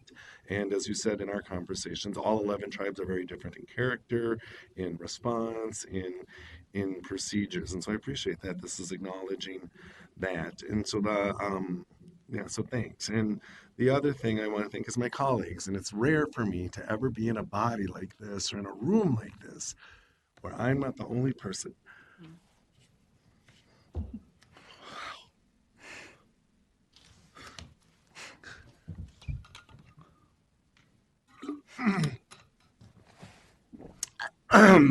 My apologies. Where I'm not the only person bringing up Native issues. So, thanks. Thank you, Councilmember Chambliss. I just wanted to say that I'm very excited about this process and this policy and the acknowledgement of the tribes. I want to also acknowledge what came up first in the presentation, and that was having this information go to the Equity Advisory Committee first. I know there have been numerous meetings where that request has been made with regard to our policies and some of the drafts that would eventually come before this council and this body. So I hope that we are doing that. I think I'd like to make a recommendation that we include in the information that we receive on our drafts a summary of what the Equity Advisory Committee response has been. Right now we have our equity framework, a little piece there, but it would also be nice to hear what that particular committee summary has been. As we're making our decisions, we can take that to easily take that into consideration. So, Ms. Fury, you'll follow up, or okay? Thank you. Next steps. Okay. We have a couple other. Councilmember Lee. Thank you, Madam Chair. When we do tours and when you ask for information about sacred sites, I want to put in a word of caution that we there's a limit to what exactly we should publish publicly. For example, exactly where people may be buried, because people's graves might be desecrated. As a Hmong person, we're a stateless people. We're an ethnic minority, but we're not indigenous to Southeast Asia. However, because we came from China into Southeast Asia and lived there for 200 years, we were persecuted by the Thai and Lao governments. And 11 years ago, more than 11 years ago, from 2005 to 2007, the Thai government allowed people of Chinese ethnicity to desecrate many refugee graves on sacred temple grounds in Thailand. And a lot of those folks had direct relatives here as Hmong Americans and throughout the diaspora. And so the Hmong American community throughout the country and throughout the world pressured the U.S. State Department about the issue. And I was recruited by Senator Mimua because I'm fluent in Hmong. And so I was one of the volunteers who interviewed and transcribed oral interviews of direct relatives who were impacted by the grave desecration event in Thailand. And the work that I did was entered into the UN Special Rapporteur's report on indigenous and refugee issues because Hmong Americans pressured the State Department to bring this up with the UN, and so the UN admonished the Thai government over this issue. And to my point, to what Councilmember Lidgren said, you know, we as I'm an ethnic person who was indigenous to another country without legal state rights, but we're not that different from each other, and we have to be mindful of our shared history. Councilmember Barber. Thank you, Madam Chair. We've been working on this for a few years, and I am super proud of where we are. This matters to me not just because of the relationship with SMSC, but as you all know, my husband and my children are Native. So it really matters how these relationships developed, how these discussions happen between tribal communities and government to government and people to people. And you've really taken the information and feedback and some of the practices that we've developed. And Councilmember Wolf was also involved with some of our meetings with SMSC, and taken some of these practices and things that we did that worked. And it's really reflected to me in the policy, but it also, I feel like you've really taken an element of the values, which is very, very important to me. All of you are awesome. I'm going to give a special shout out to Claudia, who has worked very hard for this and has been very engaging and very instrumental in actually getting this here today. So thank you so very much. You're welcome. Councilmember Johnson. Thank you, Madam Chair. And maybe this is implied as part of the process. It'll come to management and work its way up to council. But will the staff's draft version that starts moving through the approvals process then be sent back to our Native stakeholders, partners, tribes, so that they can give a review and comment, nuanced things or big things or whatever? Madam Chair, I assume that, as with most policies like this, that it's a living document, and that as we learn new things, we will revise it. The mandate from the governor's office is that we are supposed to submit it to them. Clearly, it makes sense for us to submit it to the tribal governments as well. But I'm also expecting that the governor's office and the lieutenant governor in particular are going to have a special relationship with these policies and be communicating them as well. So there will be a lot of communication. We'll want to coordinate it and make sure that it's not all scattershot. But yes. And Madam Chair, so just again remind me, this has to be adopted by when? So it needs to be drafted and adopted by June 30th. The council will have, because it has a different process, because we have a full council that must vote on it and not just a commissioner that stamps it and sends it off to the governor's office. As I mentioned before, we're getting a little bit of grace from the governor's office. They're aware of our plan and they think it makes sense, and they're looking forward to getting our adopted policy in July. Madam Chair. And I understand that first of all, kudos. It's going to be great because of all the pre-work and people that have been doing this and stakeholder engagement. I just know as a management committee member, I will want to know that. And so heads up. And you're right, it is a living document because relationships are living, right? So, but I just really want to make sure, because I know, I've been a stakeholder too, where I've been involved in process, and then the final, draft version is going through process, and there's sections where you're, in my former city world, you'd have a public meeting or a public hearing that you could get back into it or whatever. And I feel like understandably this is a crunch on us. I just want to make sure that because it's so important based on who we're trying to develop this formal relationship strategy policy, that there's feedback as part of the adoption process. Madam Chair, members, we'll make sure that we do as much as we can to make this an interactive process. I would also just give you a little bit of comfort to know that this is based on some significantly vetted policies that other state agencies have had for a long time. So those definitely had a little bit more back and forth on them, and it's not as though we're not aware that is a good practice, but ultimately, we're starting here, and we'll continue to grow from there. Thank you. One thing just to mention is when you talk about the relationships, so the 24 cabinet members met with the 11 tribal chairs, and we had an all-day meeting, and it was mandatory. And so we've started those relationships, but as you say, it'll work through the governor's office, but it will be ours. It's kind of complex how they do things, and of course they're a new administration. But I think we're all working at getting those relationships. At that meeting, the tribes did ask agencies for things that they were interested in, whether it was education, so you can imagine DNR. There's just there are a lot of issues, so it was a two-way dialogue, and so that has started. I think I look at that as the start of that. Councilmember Wolf.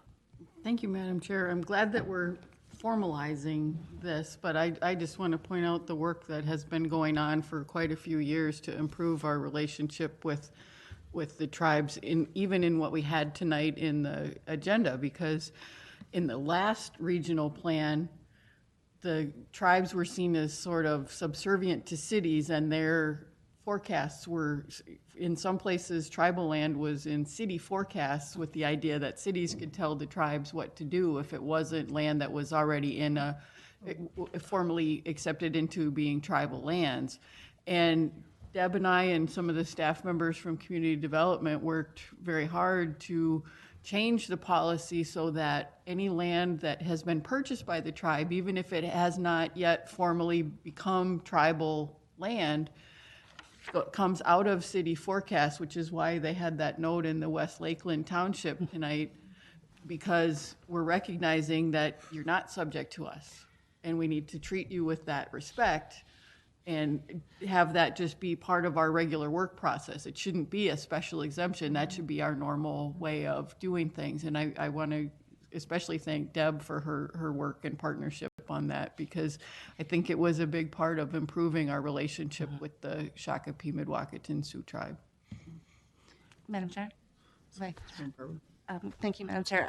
I couldn't agree more. I think that when I talk about how we're taking practices and things we've done and working it into the policy, that's the perfect example of how this policy and framework does that, because that became a good intergovernmental working group. It involved us, it involved leadership from SMSC, it involved the county, it involved the two adjacent cities, and it just getting everyone in one room and the right people in one room talking together, and it ended up with something that helped everybody just to plan better, and it was a beautiful outcome, actually. So, and it's nice to see it actually working in other areas now. Next, Councilmember Atlas Ingebrigtsen.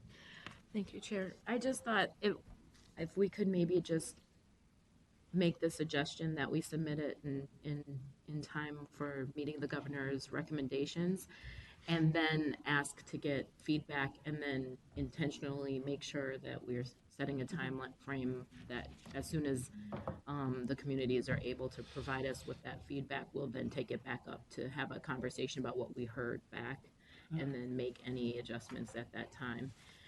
And maybe we want to give ourselves a timeline of, and maybe ask the communities what's a reasonable timeline to consider for that kind of thing, but to keep it on our calendar, and that we'll commit to that piece of things.